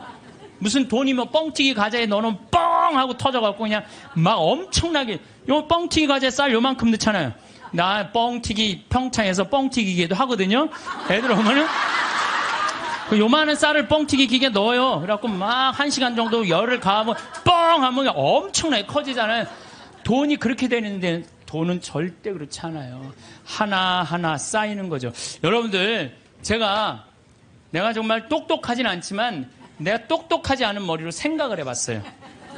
여러분들 왜 사기를 당하느냐? 나라 경제가 3% 성장한다면요, 은행 이자는 3% 넘기가 힘들어요. 정기 적금을 넣어야 3.9%예요. 오늘 아침에 내가 라디오에서 들었어요. 정기 적금을 넣어야 3.9%예요. 그러면 그걸 3.9% 넣어봤자 1억 넣어봐야 30만 원, 40만 원 나오는 거야. 300만 원, 400만 원 나오는 거야. 1억 넣어야. 한 달에 30만 원 나오는 거야. 1억 넣어야. 그러니까 이 돈 갖고 뭘 해? 근데 어떤 사람이 살살살살 꼬셔요. 여기 펀드에 넣으면은 이게 한 20% 이익이 나와. 이게 너만 알아. 너만. 내가 아무한테도 안 알려주는 거야. 내가 너만 알고 있어. 이거 여기다 넣으면 20%. 1억에 20% 2천만 원이란 말이야. 그럼 한 달에 200만 원씩이면은 어때요? 할만하죠? 그래서 사기를 당하는 거예요. 그래서 국가 경제가 3% 성장이면요, 이자는 3% 넣기가 어려워요. 근데 만약에 15%, 20% 얻을 수 있다라고 말하고 다가오는 사람은요, 100% 사기꾼이라고 생각하면 돼요. 3% 이자에 3.5% 이거는 돼요. 근데 내가 20%까지 불려줄게. 100% 사기꾼이라고 생각하면 돼. 그런데 이렇게 듣고도 오늘 나가서 여기 말이야, 너만 알아, 너만 알아. 예. 그래? 넘어가는 거죠. 노름, 경마, 강원랜드 도박만 하지 않았어도요, 자녀들과 여행도 다니고 좋은 일도 하고 부부가 함께 여행하고 부모님한테 용돈 드리고 여유롭게 살 사람들 많아요. 근데 저 지금 경마장, 무슨 경정장, 무슨 전부 다 이 사람들 영혼 망가뜨리는 거예요. 정말 여러분들 그런 거 재미로 가다가 인생 망치는 거예요. 재미로 가다가. 예. 그 귀중한 돈 제대로 한번 써보지도 못하고 공중에 날리는 사람들 많습니다. 아니 200억 있으면 뭐하러 강원랜드 갖고 그걸 그냥 날려요. 200억 가지고 고아원도 짓고 어려운 사람 장학재단도 설립하고 버려진 독거노인들도 돌봤으면 거기만 쭉 일주일에 돌아다녀도 그렇게 해도요, 인생 의미도 찾고 행복하고 삶의 보람도 느낄 거야. 200억을 날리고 나면 그러니까 거기서 뛰어 죽는 사람 1년에 50명, 60명이 뛰어 죽는다는 거예요. 사기당하는 분들 다 이유가 있어요. 하루아침에 벼락부자시고 좀 욕심 가지고 있는 사람들, 지금 버는 수입보다 더 큰 수입을 벌 수 있다는 말에 현혹될 때, 그래서 전 대박이라는 단어를 싫어해요. 대박이 어디 있어요, 대박이. 그 달 벌어서 내가 500만 원, 300만 원 벌으면 그중에 50만 원, 60만 원 저금해서 한 5년, 10년 해갖고 1억, 2억 맞추고 집 한 채 사고, 그 집 사고 또 한 10년 열심히 일해갖고 한 3, 4억 해갖고 퇴직할 때 한 4억, 5억 정도 지니고, 그리고 그거 가지고 늙을 때까지 살아가는 거죠. 그러다가 정말로 돈이라는 건 축복이에요. 그거 오는 수가 있어요. 내가 산 집이 어쩌다가 뛰어갖고 그걸 정리해갖고 다시 좀 어떻게, 그 정도는 되더라도 어느 날 갑자기 떼돈을 버는 일은 없어요. 또 떼돈을 번다고 여러분들 행복하지도 않아요. 내가 전 시간에도 말했지만 떼돈을 벌면요, 이 사람들 떼같이 몰려. 떼같이 몰려갖고 돈 꿔달라. 머리 아파요. 여기 계신 분들 이런 분들이 있어요. 입만 열면 돈이 원수라고 말하는 사람. 이렇게 말하는 사람들 사기당할 가능성이 많아요. 돈이 원수야. 이런 사람들 사기당할 가능성이 많아요. 돈이 원수야. 그런데 예수님이 원수를 사랑해라. 그러니까, 내가 돈을 사랑해야 되겠구나. 돈을 너무 사랑하다 보면, 디모데후서 1장 6절, 6장 10절에 보면요, 돈을 사랑하는 것이 모든 악의 뿌리입니다. 돈을 따라다니다가 길을 잃고 신앙을 떠나서 결국 격심한 고통을 겪는 사람들도 있습니다. 그래서 여러분들 사기당하기 싫으면요, 사기꾼들의 특징이 있어요. 호화롭거나 명품 이야기 많이 하면서 입만 열면 대박 터진다고 말하는 사람들, 이런 사람들 사기꾼들 가능성이 많아요. 자신이 뭐 누구 유명인나 영화배우, 무슨 국회의원, 무슨 정치인들 안다고 맨날 입만 열면 얘기하는 사람들 사기꾼일 가능성이 많다는 거예요. 전화번호가 이유도 없이 자주 바뀌는 사람들, 여러분들 전화번호 그냥 끝까지 쓰는 사람들 있죠? 이 사람들 사기꾼들 아니에요. 근데 그냥 전화번호 또 바뀌었어, 이 사기꾼일 가능성이 많다는 거예요. 그리고 또 누가 사기꾼이, 지금 오늘 계약하지 않으면 이 기회는 다시 오지 않는다. 이렇게 꼬시는 사람들, 이거 사기꾼 며칠 전에 우리 부관장 신부님이, 우리 생태마을에 부관장 신부님이 있는데 아주 젊은 신부, 이제 30살 막 된 신부인데, 이 신부는 조혈 모세포를 기증을 했어요. 조혈 모세포를 기증해갖고 작년에 어떤 아가씨가, 맞는 아가씨가 있대. 이게 20만 분의 1의 확률이라는데 맞는 아가씨가 갖고 작년에 기증을 했어요. 근데 이 아가씨가 또 좀 안 좋았나 봐. 그래서 얼마 전에 가서 그걸 기증을 했어요. 또 기증을 하고, 이제 평창이니까 무슨 빈센트 병원에 가서 기증을 했는데, 이제 이게 내가 그 골수가 찼는지 안 찼는지 확인을 해야 되는데, 평창에서 수원까지 나가기 좀 그렇잖아요. 그래서 근처 의료원에서 할 수 있대. 그래서 평창 의료원에 가갖고 화보니까 골수가 다 찼다고. 근데 차 갖고 이제 나오는데 딱 트럭에서 한 사람이 딱 나오더니, 저 손님, 내가 홍삼을 이게 배달을 왔는데 이게 한 2박스가 남아갖고 이걸 싣고 가도 어차피 이거 버릴 거니까 이거 손님 좀 사라고 그러더래요. 그래서 황 신부가 나한테, 신부님 사기꾼이야, 사기꾼. 꼭 이상하게 이거 오늘 그래, 참, 이거, 나같이 저는 안 순진해요. 우리 부관장 같이 순진하는 사람은 당해요. 그러니까 여러분들 정말 지혜로워야 돼. 정말 뱀 같은 지혜가 있어야 돼요. 사기 안 당하려면은. 그래서 오늘 와서 강의 무슨 성가정 영성피정에 내가 사기 안 당하는 법도 가르쳐주고.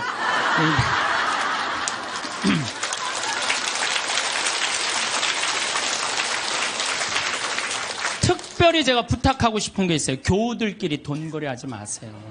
정말 안 좋은 거예요. 돈거래하다간 친구를 잃어버립니다. 돈 꿔주지도 말고 꾸지도 마세요. 없으면 없는 대로 그냥 사세요. 없으면 없는 대로 살지. 돈을 꾸는 거는요, 내 욕심을 더 채우기 위한 몸부림이에요. 몸부림이에요. 그래서 집회서에서 이런 말이 나와요. 이거 여러분들 꼭 기억하세요. 돈을 꿀 때까지는 이웃의 손에 입을 맞추고 그의 재산을 두고 공손한 어조로 말한다. 그러나 갚을 때가 되면 시간을 미루고 빈 말로만 갚겠다며 시간만 탓할 뿐이다. 이 여러분들 경험 다 했죠? 그러니까 꿔주지도 말고 꾸지도 마세요. 그런데 꿔줘야 되는 건 있어요. 누구 병원비가 없다. 내가 친척 중에 학비가 없다. 이거는 꿔준다기보다도 그냥 줘요. 네, 꿔준다기보다도 주세요. 병원비나 학비, 난 내가 강의할 때 핸드폰 울려도 한 번도 신경질을 부린 적이 없어, 나는. 병원비나 학비 같은 경우는 저는 그렇게 생각해요. 그냥, 가난한 사람도 도와주는데 내 형제 친척 중에 아프고 학비가 없다는데 그거는 차라리 꿔준다는 말보다 그냥 주세요. 그거 외에는 꿔주지도 말고 꾸지도 마세요. 돈이라는 거는요, 돈이 거짓말하는데 한다고 말하잖아요. 돈은 거짓말 안 해요. 욕심 부리지 않고 성실하게 일하면 돈은 언제든지 벌어집니다. 한순간에 떼돈 벌고 싶은 도둑놈 심보를 가진 사람들이 돈 때문에 자기도 고통스럽고 남도 고통스럽게 하는 거. 그래서 보면 어떤 집에 보면요, 이 도박하는 사람들 보면요, 형제, 친척 모든 돈 다 끌고 들어가는 사람들이 있어요. 중리사니 그러면서 거짓말하면서. 이런 사람들은요, 진짜 정말로 이 사회에서 분리시켜갖고 어디 모아놔야 돼요. 그래서 노동, 우리 생태마을에 그런 사람들 그냥 싹 모아갖고 돈도 안 주고 그냥 일 시키면은 그게 돈 버는 건데. 여러분들 이제는 돈 버는 시대는 끝났어요. 이게 무슨 얘기냐면은 30년 전에는 돈이 없어서 굶었고 돈이 없어서 학교 다니지 못했지만 지금은 그런 시대는 아니에요. 이제는 돈 버는 법을 배우는 시대가 아니라 돈 쓰는 법을 배워야 돼. 어떻게 쓰면 잘 쓰느냐. 돈이 쌓이면 죄가 되게 돼 있어요. 제가 신학교 때 1학년 때 신학교 딱 들어가니까 우리 선배님들이 맨날 뭐 배고파서 굶었다, 뭐 너무너무 힘들었다. 그런데 신학교 딱 들어가니까 밥 딱 3끼 주는 거예요. 그거 외에는 간식이 없는 거예요. 간식이. 그게 20살 때 얼마나 이 혈기가 넘쳐요. 근데 밥 3끼, 아무리 많이 먹어도 밤 되면 배고프잖아요. 그냥 어떨 때 그냥 물 먹고 배고프니까. 그러고도 있는데, 외출할 때 되니까 배고플 거 생각하고 식빵을 사요. 식빵을 사갖고 이제 혼자 먹으려고. 혼자 먹으려고. 근데 식빵을 이렇게 놔도 이제 어떻게 20줄을 다 먹어요. 한 4줄 먹으면 배부르잖아요. 그럼 이제 다음에 먹으려고 놔두면 이놈들이 얼마나 코가 빠른지 그 식빵 있는 걸 너무너무 잘하는 거예요. 그러고 하고 식빵을 보면 다 훔쳐먹고 없는 거예요. 그래서 내가 식빵을 사면은 내가 이 식빵을 뺏기지 않으려고 어떻게 해요? 그냥 저기 침대 맨 안쪽에 침대 밑에 옷장이 있었거든요. 그 맨 끝에 이제 몰아 넣는 거죠. 그래서 내가 이제 난 신학교 때 깐또레스를 했어요. 매 미사마다 노래하는 그 깐또레스를 했으니까 맨날 그거 연습하느냐고 여기 뛰어다니고 저기 뛰어다니고 보면 한 3일 정도 뛰어다니면은 빵 놓은 걸 까먹어요. 빵 놓은 걸. 그래갖고, 나 빵 먹어야지, 빵! 그래갖고 딱 보면은 그게 곰팡이가 썰어져요. 곰팡이가. 그래 몇 번을 곰팡이 쓰는 거를 보고 내가 세미나를 그때 이제 갔는데 굉장히 큰 세미나였어요. 근데 거기에 이제 불교, 개신교, 천주교, 유교 다 모여서 그런 얘기를 하는 거예요. 종교의 모든 거는 나눈다. 보면은 불교는 절하고 난 다음에 음복한다 그러잖아요. 다 나눠 먹잖아요. 그렇죠? 불교는 공양 드리고 뭐라 그래? 공양한다 그래. 나눠 먹는. 그걸 공양한다 그래. 나눠 먹는 거 공양한다 그래. 하다못해 무당도 굿하면 굿덕을 돌린다. 무당으로 굿덕을 돈다. 우리는 성체 나눠 먹는 거다. 나눠 먹는 거. 쌓아놓으면 썩는다. 쌓아놓으면. 제가 그 얘기를 듣고 딱 내 모습이 생각나네. 그 식빵 혼자 먹겠다고 깊숙한 걸 쌓아놨던 내 자신이 그것도 맨날 성체화하는 내가 너무 창피하더라고요. 그래서 식빵을 사갖고 들어오면 그 다음부터는 다 불러요. 친구들. 내 친구들. 야 일로 와봐. 내 식빵 사와. 다 나눠 먹었어요. 나눠 먹으니까 뭐가 좋으냐면 곰팡이 썰어서 버리는 게 없는 거예요. 나도 못 먹고 너도 못 먹잖아요. 그렇잖아요. 그러니까 걔네들도 이제 외출해갖고 사갖고 오면은 나한테 얻어먹었으니까 어떻게 해? 풀러다가 또 나눠 먹고. 그러니까 한 2학기 되니까 늘 배불리 먹더라고요. 특히 교회 안에 돈이 쌓이면 그 돈은 서로 뜯어먹으려고 모략과 모함이 난무합니다. 교회는요, 돈이 생기는 대로 쌓아두지 말고 나눠야 돼. 제가 정말 생태마을 한 10년 동안 빚에 허덕이다가 이제는 농산물도 잘 팔리고 피정도 많이 오고 해서 이젠 정말 편안해졌어요. 근데 저는 제 신념이 뭐냐면은 그 달에 번 건 그 달에 다 쓰자. 이게 내 신념이에요. 그래서 제가 막 이 강의 때 여러분들 돈 있으면 여행 다니라고 그러잖아요. 내가 여러 차례 얘기했지만 올해 2월 달에 처음으로 우리가 빚이 없었어요. 그래갖고 우리 직원들이 10년, 나하고 일하는 직원들 10년, 15년 동안 정말 힘들게 일해왔거든요. 그래서 내가 직원들한테 그랬어요. 야, 우리 이제 오래간만에 수익이 났으니 이거 가지고 성주순례 가자. 그래갖고 아시시, 그 다음에 무슨 뭐 베드로, 그 다음 반내, 전부 다.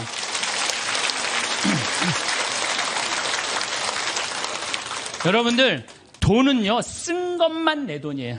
쓴 것만 내 돈. 여기 계신 분들 재산이 100억 있어. 근데 하나도 안 썼어. 그분은요, 거지예요, 거지. 하나도 안 썼으면. 근데 재산이 100억 있어. 근데 그 100억을 가지고 여행도 다니고 맛있는 것도 먹으러 다니고 또 가난한 사람도 도와주고 어려운 아프리카, 우리 잠비아도 1,000만 원 기증하고 이 쓴 것만 내 돈이에요. 쓴 것만. 내가 본당 신부할 때도 정말로 부자들 많았어요. 근데 그 부자들 한 푼도 안 써. 그러면은 어떻게 이렇게 없어 보이는지. 없어 보여요. 한 푼도 안 쓰는 부자는요, 없어 보여요. 근데 정말로 부자면서도 때 따라 철 따라 시모님 이거 필요하실 때 쓰세요. 이거 어려운데 도와주세요. 시모님 이번에 사업. 그 사람들은요, 정말 있어 보이더라고요. 있어 보여요. 돈은 우리 인생을 행복하게 해주는 도구지 목적이 아니에요. 우리나라에 1971년 3월 11일 날 76세로 세상을 떠난 유일양행의 설립자인 유일한 박사님은요, 모든 재산을 공익단체 다 기부했어요. 그리고 주식조차도 직원들한테 다 나눠줬어요. 다 나눠줬어요. 정말로 멋있는 분이죠. 정말로 기업가의 모습을 보여준 거예요. 또 그 딸도 미국에 가서 전 재산 떠나면서 세상에 다 기부하고 세상 떠났어. 딸도. 아버지가 그러니까 딸도 그러는 거예요. 아버지가 그러니까. 카네기도 전 재산 기부했고 2,500곳에 도서관을 줘줬어요. 카네기. 그리고 워렌 버핏, 빌 게이츠, 걔네들 둘이 낸 게 1,000억 달러예요. 1,000억 달러. 둘이 낸 게. 다 내는 거죠. 다. 왜? 그 사람들은 누구를 상대해서 돈 벌었다고 생각해? 자기네들 국민을. 그러니까 미국 갑부들은 보면요, 다 미국에 가보면요, 그 부자들이 다 기증하고 갖고 몇백억, 몇천억씩. 그걸로 사회가 건강하게 돌아가는 거예요. 우리나라에도 좀 그렇게 살짝 미치는 부자가 좀 나왔으면 좋겠어요. 네. 마태복음 19장 16절, 26절에 보면은요, 하느님의 계명을 충실히 지킨 부자 청년에게 예수님에게 이렇게 말씀하세요. 내가 완전한 사람이 되려거든 가서 너의 재산을 팔아 가난한 이들에게 주어라. 그러면 내가 하늘에서 보물을 차지하게 될 것이다. 그리고 와서 나를 따라라. 그러나 그 젊은이는 슬퍼하면서 떠났어요. 왜? 재물이 많았기 때문이에요. 여러분들, 그 부자 청년은요, 계명도 굉장히 중요하게 여긴 청년이에요. 근데 재물이 많았는데 이 청년은 재물하고 자기를 똑같다고 생각해요. 재물하고 자기를. 이 사람은 재물을 파는 건 뭐를 파는 거야? 자기를 파는 거야. 이게 참 문제예요. 여러분들 재물이 없으면 여러분들도 사라진다고 생각하는 분들 여기 혹시 계시면은 그럼 불행한 사람이에요. 재물이 없어도 상관없어요. 아니 지금 이 세상에 재물 없이 사는 사람들 얼마나 많아요. 그 행복한 사람들 얼마나 많아요. 우리 수녀님들, 우리 신부들은 그래도 좀 나아요. 우리 수녀님들 재물이 있어요, 없어요? 그 수녀님들은 어디 버스 타고 가는데도 돈 받아갖고 해요. 그래도 행복한 수녀님들 많아요. 돈이 우리 존재가 돈하고 똑같아서는 안 돼요. 돈이 많으면 존재가 충만하고 돈이 없으면 존재가 없는 거. 이 병을 우리가 고쳐야 돼. 그래서 그 젊은이는 재물과 존재를 같이 여겼기 때문에 재물을 팔 수 없었던 거죠. 5,000명을 먹인 기적 이야기 가운데 누가 가장 행복했을까요? 5,000명을 먹인 예수님이 행복했을까요? 물고기 2마리 빵 5개 기증한 소년이 행복했을까요? 아니에요. 제일 행복한 사람은요, 그 5,000명한테 나눠준 제자들이에요. 신나지 않았겠어요? 여러분들 한번 생각해봐. 내가 여러분들한테 돈을 한 10억 정도 들어가고 한 1,000만 원씩 줬어요, 여러분들한테. 그래갖고 여러분들 좀 어려운 데 가서 도와주세요. 그래갖고 내가 한 1,000만 원짜리 10개를 가지고 여러분들이 10명이 쫙 나가서 도와줄 때 여러분들 신날 것 같아, 안 신날 것 같아? 내 돈도 아닌데. 내 돈도 아닌데 나눠주는 게, 가난한 이웃한테 나눠주는 게 얼마나 좋아요. 나는 여기서 제일 행복한 사람들은 제자들이라고 생각해요. 여러분들이, 하느님이 여러분들한테 지금 재물을 맡겼어요. 어떤 분은 10억을 맡긴 분도 있고, 어떤 사람은 1억을 맡긴 분도 있고, 어떤 사람은 100억을 맡긴 분이 있어. 왜 맡겼어요? 나눠주라고 맡긴 거예요. 나눠주라고. 나눠주라고 맡겼으면 나눠야 될 거 아니야. 근데 안 나눠. 끝까지 쥐고 있다. 그냥 죽어. 그럼 그냥 자식이 네가 나누냐 내가 나누냐 싸워서 원수돼서 안 만나고. 그러지 말자는 거예요. 우리 대한민국 사회가 이제 건강하려면 어떻게 해야 돼? 나눠야 돼요. 쌓아두면 썩게 돼 있어요. 쌓아두면. 어느 사회든. 자꾸 나누면은 샘솟게 돼 있어요. 나누는, 신부님, 그거는 제가 조금 못 받아들이겠는데, 나누면 하나도 없죠? 근데요, 하느님한테 11조 봉헌한 분들이 왜 잘 되는 줄 알아요? 11조 봉헌하려고 그러면요, 적은 돈 아니에요. 그럼 그 돈을 하기 위해서 다른 생활에 충실해져요. 다른 생활에 충실해지기 때문에 축복을 받는 거예요. 나누는 사람들은요, 생각이 건강하기 때문에요, 사기도 안 당하고 유혹도 안 당해요. 그렇기 때문에 그런 분들은 재물 관리도 잘 할 수 있는 거예요. 그래서 한 건강한 쪽으로. 자, 모세의 10계명, 아론의 황금 송아지 가운데 여러분도 어느 걸 택할 거예요? 모세의 10계명을 택할 거예요? 아론의 황금 송아지를 택할 거예요? 10계명? 자, 근데 강의를 들어보면 또 생각이 좀 달라질 거예요. 모세가 10계명을 받으러 시나이 산으로 올라갔어요. 올라갔는데 불안해. 이제 뭐 이집트에서 탈출해서 왔단 말이야. 근데 시나이에 가보면요, 아무것도 없어요. 좀 사막이야, 사막. 전부 돌산이고. 시나이 산도 완전히 돌산이야, 돌산. 근데 모세는 사라졌는데 먹을 건 아무것도 없고 불안하잖아요. 이게 어떻게 하지? 어떻게 하면 좋을까? 고민을 하고 있는데 사람들이, 아니, 모세는 안 보이고 우린 불안하다. 우리 그냥 모아갖고 우리 황금송아지 만들자.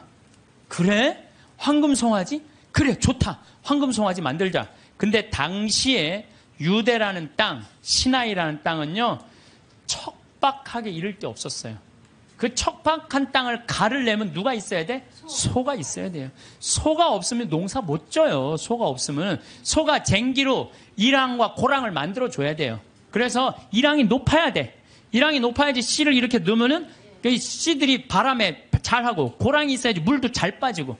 그러니까 그걸 사람 손으로 하려면 농사 못 져요. 그러니까 이스라엘 사람들에게 있어서 소는 그냥 소가 아니에요. 이건 생명하고 똑같은 거예요. 그리고 그냥 소예요? 뼈 주지, 우유 주지, 고기 주지, 가죽 주지. 그러니까 이 황금 송아지, 우리가 그냥 생각하는 그런 송아지가 아니에요. 이 사람들한테는 모든 걸 다 주는 거예요. 그러니까 황금 송아지를 딱 하면 마음이 놓여, 안 놓여? 놓이잖아요. 저게 우리를 먹여 살리는 거예요. 10계명, 무슨 10계명이 밥 먹여줘. 그래갖고 그냥 10계명 그냥 다 때려치고 그냥 황금 송아지 속에서 그냥. 제가 이 고추 농사를 지면은요, 많은 사람들이 저한테 그래요. 심은 어떻게 농약을 안 치고 어떻게 고추 농사를 짓느냐고. 돼요. 왜냐하면요, 이 고랑이 보통 우리 농사 짓는 분들 고랑이 20cm도 안 돼요. 근데 우리는 거의 50cm 정도 넓어요. 고랑이. 이랑도 높고. 이게 50cm 넓으면요, 아이고 저게 무슨 농사야? 그럴 것 같은데요. 고랑이 넓으면요, 바람이 잘 통해요.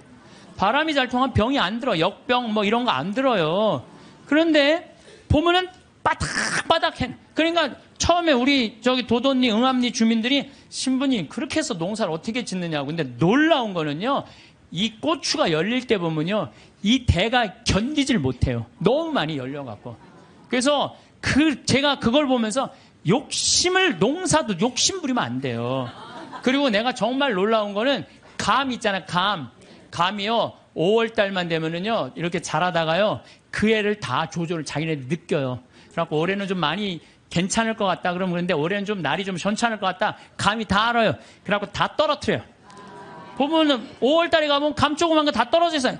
감 하시는 분들 아시죠? 그 왜냐면 자기가 조절하는 거야. 그러면은 감이 아주 튼실하게 열리는 거야. 아니, 우리 지금 토마토 하고 있지만 토마토 이거 꽃을 안 따주잖아요. 조그맣게 열리고 커지지는 않아요. 그러니까 뭔가 포기를 해야 돼요. 포기를 해야 돼. 그러니까 이랑 고랑. 어쨌든 이 사람들은 그 이랑과 고랑을 만들어주는 누가 고마워? 황금 송아지가 고마운 거예요. 여러분들, 여기 계신 분들 십계명보다는 황금 송아지, 집에 가보면 황금 송아지 한 마리씩 다, 아니 집에는 없어도 머릿속에 황금 송아지 있는 분들 많아요. 근데요, 계명을 택할 것이냐 황금 송아지를 택할 것이냐, 이건 여러분들 잘 생각해야 돼요. 황금 송아지는 세상이에요. 계명은 하느님이고, 내가 뭘 붙잡고 살 것이냐. 하느님 붙잡고 산다고 돈 축복 안 받는 거 아니야. 제가 말씀드렸지만 정말로 하느님 뜻대로 살아가면 이 사람들 재물 쌓여요. 이 사람이 사기를 당하겠어요? 엄한 짓을 하겠어요? 성실하게 살면 돈 쌓여요. 다 엎어지는 건 다 1 더하기 1은 100이라고 믿는 사람들이 다 엎어지는 거지, 1 더하기 1은 2라고 생각하는 사람들은 안 엎어집니다. 예, 망하지 않아요. 예.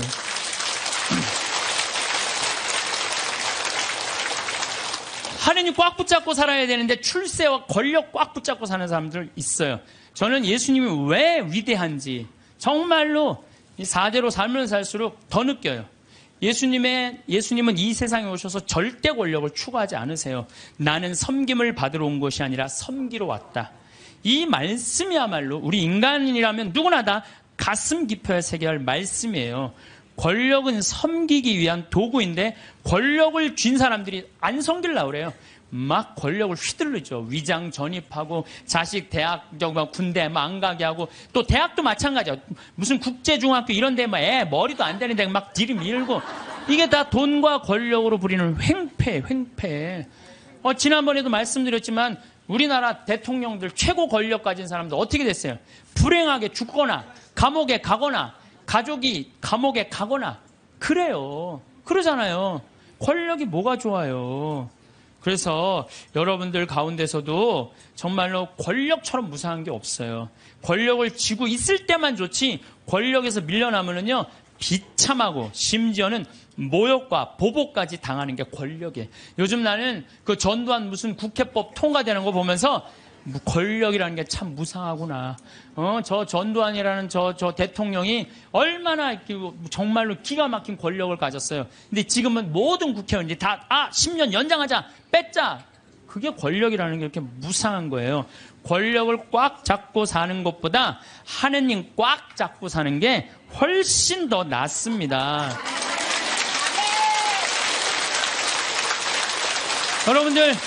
여러분들 이 생각을 해봐요. 하느님 아버지처럼 대단한 권력 가진 사람이 어디 있어요? 그렇죠? 그 아버지 꽉 잡고 가슴에 하늘나라 여권 있으면 됐지. 뭘 더 욕심을 펴요. 밥 새끼 얻어먹으면 됐지. 예. 여러분들 고통스러운 거는 왜 내가 나한테 돈이 없을까? 내가 돈이 있으면 정말로 멋지게 살아볼 텐데 돈 없어도요 멋지게 살아요. 마음이 건강하고 생각이 바른 사람은요 돈 없어도 건강에 살아요. 근데 이 정신이 썩은 사람은요 100억을 갖다 줘, 1000억을 갖다 줘, 다 소용없어요. 다 소용없어요. 그래서 뭐가 우리 마음 안에는 하느님의 계명이 있어야지 황금 송아지가 있으면 안 돼요. 그래서 오늘 여러분들 마음 안에 혹시 내가 지금 나를 괴롭히는 건 뭐 때문이야? 황금 송아지가 날 지금 끊임없이 그 뿔이 내 가슴을 받는데도 그래도 좋아. 나는 황금 송아지 뿔에 받쳐도 좋아. 나는 죽어도 좋아. 예, 그러시지 마시기를 정말로 바라겠습니다.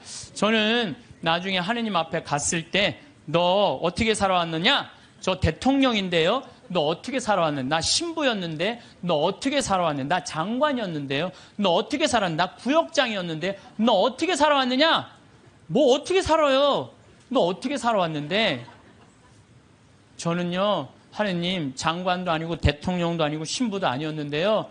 가난하고 헐벗고 불쌍하고 감옥에 갇히고 병들고 목마른 사람들한테 물 한 잔 나눠주려고 노력을 하고 살았어요. 너 하늘나라. 베드로 성인이 너 하늘나라. 저는 장관인데요. 전 대통령인데요. 전 신부인데요. 계속 시험에 계속 떨어지는 거예요. 마태오복음 25장만 읽어보면요. 우리가 하늘나라를 어떻게 통과하는지 너무너무 잘 써 있어요. 그래서 여러분들 마지막 날 하늘나라 여행 떠날 때 쫙 여권 내놓고 이 은행 통장 잔고 뭐 어떤 잔고가 필요해? 어렵고 가난하고 불쌍한 사람한테 도와준 잔고를 하나님한테 내놓으시기를 바라겠습니다. 시간은 누구에게나 공평하게 주어집니다. 매년 차곡차곡 쌓이는 마일리지처럼 아이는 서서히 청년이 되어가고 청년은 자연스레 늙어 노화의 길로 접어들지요. 하지만 나이 들미 곧 노쇠를 의미하는 것은 아닙니다. 나이와 관련한 모순된 속담 두 가지가 있습니다. 나이는 못 속인다와 나이는 숫자에 불과하다.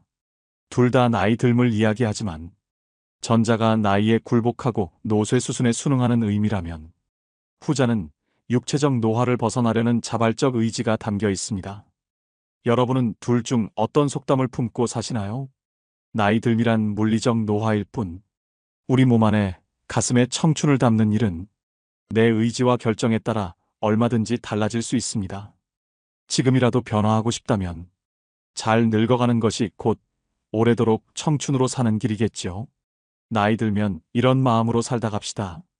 삶을 남과 비교하지 말고 남을 원망하지 말고 부모로서 자식이 잘 되길 바래도 자식들에게 너무 기대하지 말고 지난 날을 후회하지 말고 내 운명이라 생각하고 운명이다 해 세상 떠날 때 부와 권력, 명예 다 놓아버리고 빈손으로 홀가분하게 미련 없이 미소 짓고 떠나게 해달라고 기도하며 삽시다.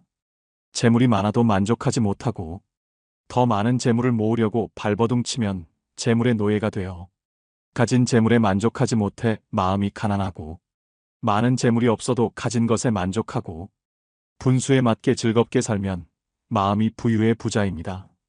가난한 사람과 부자는 마음먹기에 달려 있습니다. 영겁의 세월 속에 인간의 삶은 흐르는 물과 같고 하늘에 떠가는 구름과 같고 올 때는 순서가 있지만 이 세상 떠날 때는 순서도 없고 언제 떠난다는 기약도 없어 몇 분 후를 모르는 것이 인생이라 합니다. 지난 날은 다시 돌아올 수 없고 미래는 기약이 없으니 지난 일에 미련 갖지 말고 미래를 너무 기대하지 맙시다. 지금 주어진 이 시간이 생애 제일 소중하다고 생각하며 보람있고 즐겁고 행복하게 보냅시다. 노년에 친한 친구가 두 사람만 있어도 인생을 잘 살았다는 말이 그때는 마음에 와 닿지 않았는데 정년 후에야 실감이 납니다. 친구가 될 수 있는 조건이 첫째, 가까이 살아 언제든지 부르면 올 수 있고 둘째, 취향이 같고 건강해야 동행할 수 있고 생활 여유가 같아야 함께 여행도 하고 술도 함께 부담 없이 나눌 수 있습니다. 나이가 들면 세상을 이런 마음으로 즐겁고 행복하게 살다 운명이 다 해부르면 큰 고통 없이 미소 짓고 미련 없이 떠날 수 있는 사람이 인생을 가장 잘 산 사람 아닐까요? 그래서 오늘은 나이 들어 성숙한 내면을 가지기 위해 반드시 피해야 할 행동 6가지에 대해 알려드리겠습니다. 오늘부터라도 5가지 중 1가지라도 실천하셔서 품격 있는 노후를 만들어 가시길 바랍니다. 인생 수업 바로 시작하겠습니다. 나이 들어 반드시 피해야 할 행동 첫 번째는 질서를 무시하는 사람입니다. 사람들이 전철을 타기 위해 출입문 양옆에 줄 서 있는데 한 나이 든 분이 맨 앞으로 끼어들었던 적이 있었습니다. 질서를 지키는 모습에 대한 평가는 나이 들수록 더 극과 극으로 갈리는 경향이 있습니다. 30, 40대면 당연한 모습처럼 여기는데 머리가 흰 나이 든 노인이 질서를 지키는 모습은 훨씬 더 존경스러운 마음이 듭니다. 어른도 저러는데 나도 본받아야지 라는 생각이 듭니다. 30, 40대도 어른인데 유독 노인에게 이런 마음이 든 이유는 무엇일까요? 바로 사회의 어른, 근본이란 생각이 크기 때문입니다. 반면 노인이 질서를 무시하는 모습은 더 추하게 보입니다. 어린 사람보다 더 비난을 받는 이유는 모범을 보일 위치에 있는 사람이기 때문입니다. 오래전 줄을 서자 차선을 지키자라는 캠페인이 벌어진 적이 있습니다. 사고를 예방하고 모두가 편해지는 길이라는데 공감했습니다. 새치기하고 무단횡단하는 것은 정말 부끄러운 모습입니다. 그런데 이런 행동을 어른이 버젓이 하는 모습에 질서를 가르치던 부모는 아이의 눈을 가리게 됩니다. 배울 것이 없는 것은 괜찮습니다. 하지만 배우지 말아야 할 것을 하는 것은 어른으로서 부끄러운 일입니다. 이런 부끄러움은 나이가 들수록 더 커져 추하게 보이기까지 합니다. 아프거나 거동이 불편한 사람은 예외를 둘 수 있지만 나이 들어 질서를 무시하는 사람들을 보면 나이를 어떻게 먹었는지 혀를 차게 되고 자기만 아는 형편없는 사람으로 여기게 됩니다. 두 번째는 책임을 회피하고 남 탓하지 말아야 됩니다. 우리가 어른에게 기대하는 것 중 하나는 바로 성숙한 태도와 책임감입니다. 그렇다면 왜 책임을 회피하고 남 탓하는 사람이 나이가 못하고 추해 보일까요? 그 중심에는 존경의 가치와 신뢰의 손실이 있습니다. 우리는 일상에서 많은 선택과 결정을 내립니다. 그 과정에서 발생하는 실수나 실패는 자연스러운 일입니다. 자신의 잘못을 인정하고 그로 인한 결과를 받아들이는 것이 성숙한 어른의 모습입니다. 반면 남 탓만 하는 사람은 그 순간 그의 성숙함은 사라지고 존경의 대상에서 멀어집니다. 사소한 일부터 큰 일까지 모든 갈등과 다툼은 남 탓에서 시작됩니다. 특히 가까운 사이일수록 그런 일은 더 많이 발생합니다. 부부 사이나 부모와 자식 관계에서 남 탓으로 인한 갈등은 작은 불씨에서 시작해 결국 끌 수 없는 화재로 발전하곤 합니다. 어떤 경우든 남을 원망하지 마세요. 특히 가족 중에 누구를 원망하고 미워하는 것은 절대 금물입니다. 자신만 더 소외됩니다. 노년에 사랑하는 가족들마저 내 곁을 떠나가고 주변에 사람이 없으면 비참한 노후를 보내게 됩니다. 남을 탓하기 전에 자신의 행동을 되돌아봐야 합니다. 모든 결과는 자신의 선택과 행동에서 비롯됩니다. 일이 잘 못되면 군자는 제 탓을 하고 소인은 남을 탓합니다. 나이 먹은 사람이라면 그에게는 지혜와 성숙함을 기대하게 됩니다. 그런데 책임을 회피하고 남 탓만 하는 사람은 그 기대치에 못 미칠 때가 많습니다. 그 사람을 보면서 아쉬움을 느끼게 됩니다. 나이 먹은 노인이 이런 태도를 보인다면 더욱 안타깝습니다. 노인은 제일 위에 있는 어른으로 그동안의 경험과 지혜로 후손이나 주변 사람들에게 좋은 영향을 미칠 수 있는 위치에 있습니다. 그런 노인이 책임을 회피하며 남 탓하는 모습은 정말로 추하게 보입니다. 지금부터라도 늦지 않았으니 미움을 버리고 사랑으로 가득 채우는 삶을 살아가시길 바랍니다. 세 번째는 죽음을 두려워하지 말아야 됩니다. 죽음을 경험해 본 사람은 아무도 없습니다. 따라서 죽음을 두려움의 대상이 아니라 삶에 대한 열망의 대상으로 전환해야 합니다. 우리의 인생은 죽음이 아니라 삶으로 파고들 때 그 진가를 발휘합니다. 우리는 왜 죽음을 두려워할까요? 죽음을 마주할 때 희망을 품어야 될까요? 아니면 체념해야 할까요? 죽음이라는 사건을 아예 잊고 살아갈 수만은 없습니다. 우리는 가족이나 친구들의 예상치 못한 사고 또는 질병으로 인한 죽음을 목격하곤 합니다. 가까운 사람의 죽음은 크나큰 슬픔을 안겨줍니다. 죽음이 슬픈 이유는 무엇일까요? 죽음이 아무런 예고도 없이 한순간에 찾아오기 때문일 것입니다. 사랑하는 사람을 잃을 때의 슬픔은 우리를 끔찍한 패닉 상태에 빠뜨립니다. 다시는 사랑하는 사람을 만나지 못할 거라는 절망에 휩싸입니다. 죽음은 서로 행복했던 추억들을 송두리째 빼앗아 버리고 영원히 함께하자고 맹세했던 약속을 산산이 깨뜨려 버립니다. 우리가 죽음을 두려워하는 까닭도 이번 삶에서 누렸던 모든 것을 빼앗아 가버리기 때문입니다. 죽음은 삶의 끝을 의미합니다. 죽음이란 이번 삶이 우리에게 선사했던 모든 것을 한순간에 박탈해버립니다. 그렇다면 우리는 죽음에 대해 어떠한 태도를 가져야 할까요? 장자는 그의 아내가 죽자 두 다리를 뻗고 앉아서 질그릇을 두들기며 노래를 불렀습니다. 문상을 왔던 해자가 그 광경을 보고 아내가 죽었는데 곡을 하지 않고 노래를 하다니 이거 너무 심하지 않느냐고 질책을 했습니다. 장자는 왜 이러한 행동을 한 것일까요? 장자도 아내가 죽었을 때 처음에는 슬퍼서 목 놓아 통곡했다고 고백합니다. 하지만 곧 장자는 사계절이 되풀이해서 흘러가는 것과 마찬가지로 죽음은 소멸이 아니라 변화의 과정이라는 하늘의 운명을 깨달았습니다. 태어나기 전 인간에게 삶이란 없었습니다. 우연히 기가 형성되고 인간으로 태어나면서 삶이 시작된 것입니다. 죽음이란 이제 다시 변화의 과정을 통해 태어나기 전으로 돌아가는 것입니다.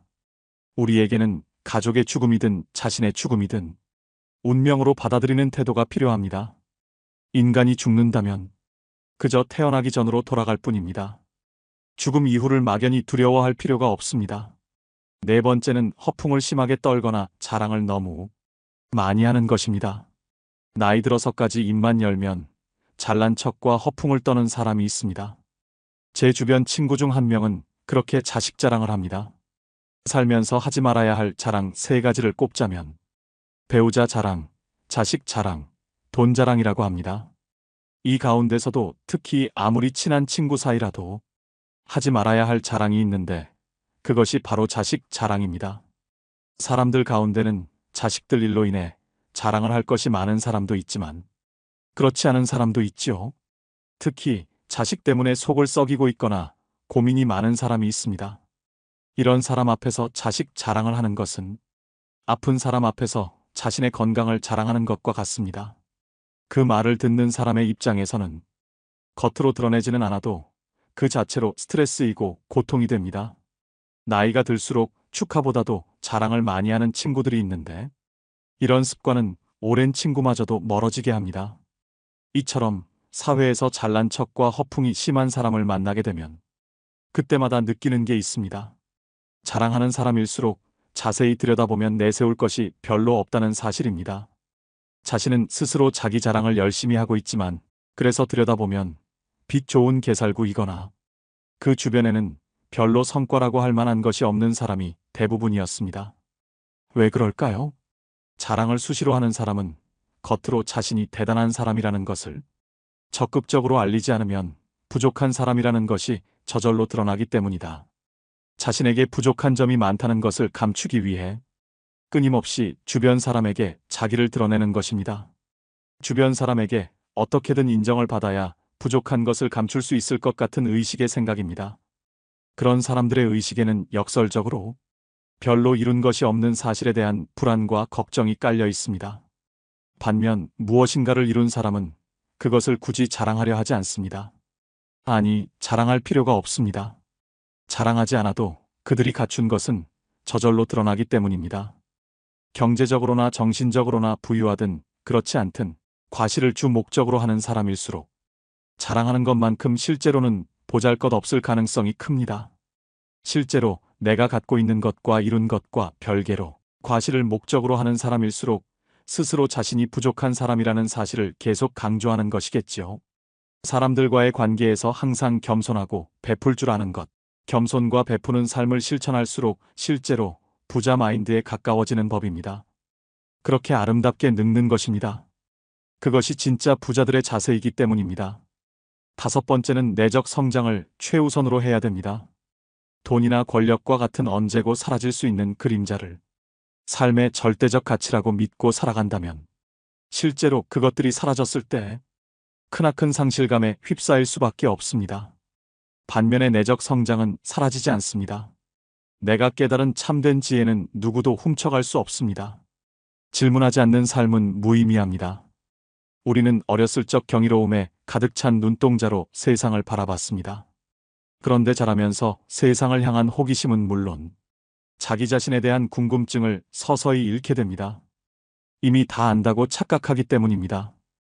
이 세상은 무엇으로 이루어져 있는지, 왜 그런 일이 일어나는지, 나는 어떻게 해야 하는지 집요하게 캐묻지 않습니다. 그렇게 서서히 고정관념에 갇힙니다. 세상 일에 대해, 그리고 더 나은 삶에 대해 캐묻지 않고 음미하지 않는 사람은 무미건조하고 무기력합니다. 더 좋은 삶을 상상하지 않으니 변화 역시 생기지 않습니다. 뭘 해도 시큰둥하고 재미없는 일상에서 삶의 의욕을 얻기란 불가능할 것입니다. 그렇다면 어떻게 해야 할까요?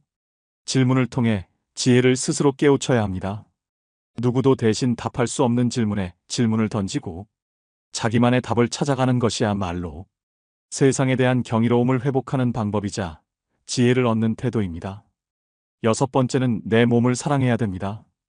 마르고 날씬한 몸매가 미의 기준이 되면서 하루가 멀다 하고 온갖 종류의 다이어트 프로그램과 보조제, 갖가지 운동 방법이 홍수처럼 쏟아집니다.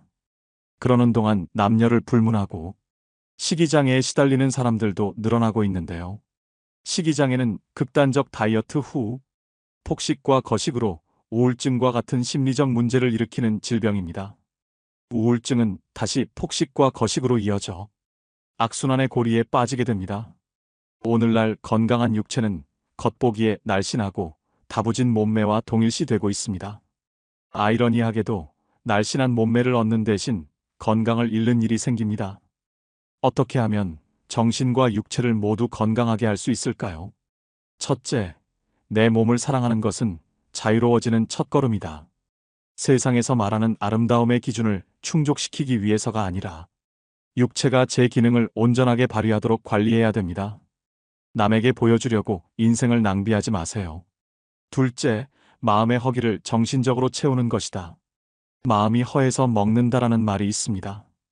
우리는 우울한 기분이나 불안, 허전함을 음식을 먹으며 채우곤 합니다. 그러고는 자책감과 우울감, 자기 혐오를 느낍니다. 불안하거나 우울하다면 식욕을 채우는 것 외에 다른 방법을 찾아보세요. 인간관계에서 만족감을 얻을 수도 있고 취미생활로 일상을 풍요롭게 만들 수도 있습니다. 중요한 건 허한 내 마음을 알아주는 것입니다. 잃어버린 만족감을 자기 자신에게 돌려주려 노력할 때 공허하고 외롭고 혼란스러운 마음에 그늘이 걷히게 됩니다. 세상에서 말하는 아름다움의 기준을 충족시키기 위해서가 아니라 육체가 제 기능을 온전히 발휘하도록 관리해야 합니다. 남에게 보여주려고 인생을 낭비하지 말고 타인에게 맞춰진 모습으로 스스로를 뜯어고치려 하지 말아야 합니다. 오늘의 영상 어떠셨나요? 사람들은 이미 지나버린 시간 속에 후회스럽다 말을 자주 합니다. 그때 참았더라면, 그때 잘했더라면, 그때 알았더라면, 그때 조심했더라면, 훗날의 지금이 바로 그때가 될 텐데, 지금은 아무렇게 보내면서 어리석게도 오늘도 자꾸 그때만 찾고 있습니다. 게으른 사람에겐 돈이 따르지 않고 변명하는 사람에겐 발전이 따르지 않는다고 합니다. 자기만 생각하는 사람에겐 사랑이 따르지 않고 비교하는 사람에겐 만족이 따르지 않으며 거짓말하는 사람에겐 희망이 따르지 않고 간사한 사람에겐 친구가 따르지 않지요. 세상을 아름답게 살려면 꽃처럼 살면 되고 세상을 편하게 살려면 바람처럼 살아가야 합니다. 꽃이란 자신을 자랑하지도 남을 미워하지도 않으며 바람은 어떤 그물에도 걸리지 않고 험한 산도 아무 생각 없이 쉽게 오릅니다. 그러니 나이 들어서는 꽃처럼 바람처럼 살아가야 합니다. 사람은 태어나면서부터 변해가는데 그것을 성장이나 노쇠라 합니다. 죽어가는 과정이기도 하지요. 나이가 들면서 늙어가는 이도 있고 낡아지는 이도 있고 익어가는 이도 있습니다. 여러분은 어느 쪽에 해당하시나요? 노인이라고 다 똑같은 것은 아닙니다. 아름답게 늙어가기 위해서는 세상의 변화에 발맞춰 현재 진행형으로 바뀌어야 합니다. 마지막으로 정지용의 시 향수 들려드리면서 오늘의 영상 마무리하겠습니다. 넓은 벌 동쪽 끝으로 예시약이 지줄대는 실개천이 휘돌아 나가고 얼룩배기 황소가 해설피 금빛 게으른 울음을 우는 곳 그곳이 차마 꾸맨들 이칠리야. 질화로에 재가 식어지면 비인 밭에 밤바람 소리 말을 달리고 엷은 졸음에 겨운 늙으신 아버지가 집벽에를 돋아 고이시는 곳 그곳이 차마 꾸맨들 이칠리야. 흙에서 자란 내 마음 파란 하늘빛이 그리워 함부로 쏜 화살을 찾으려 풀섭 이슬에 함초롬 휘적시던 곳 그곳이 차마 꾸맨들 이칠리야. 전설바다에 춤추는 밤물결 같은 검은 귀민머리 날리는 어린 누이와 아무렇지도 않고 예쁠 것도 없는 사철 발 벗은 아내가 따가운 햇살을 등에 지고 이삭 줍던 곳 그곳이 차마 꾸맨들 이칠리야. 하늘에는 섞은 별 알 수도 없는 모래성으로 발을 옮기고 서리까마귀 우지짓고 지나가는 초라한 지붕 흐릿한 불빛에 돌아앉아 도란도란 거리는 곳 그곳이 차마 꾸맨들 이칠리야.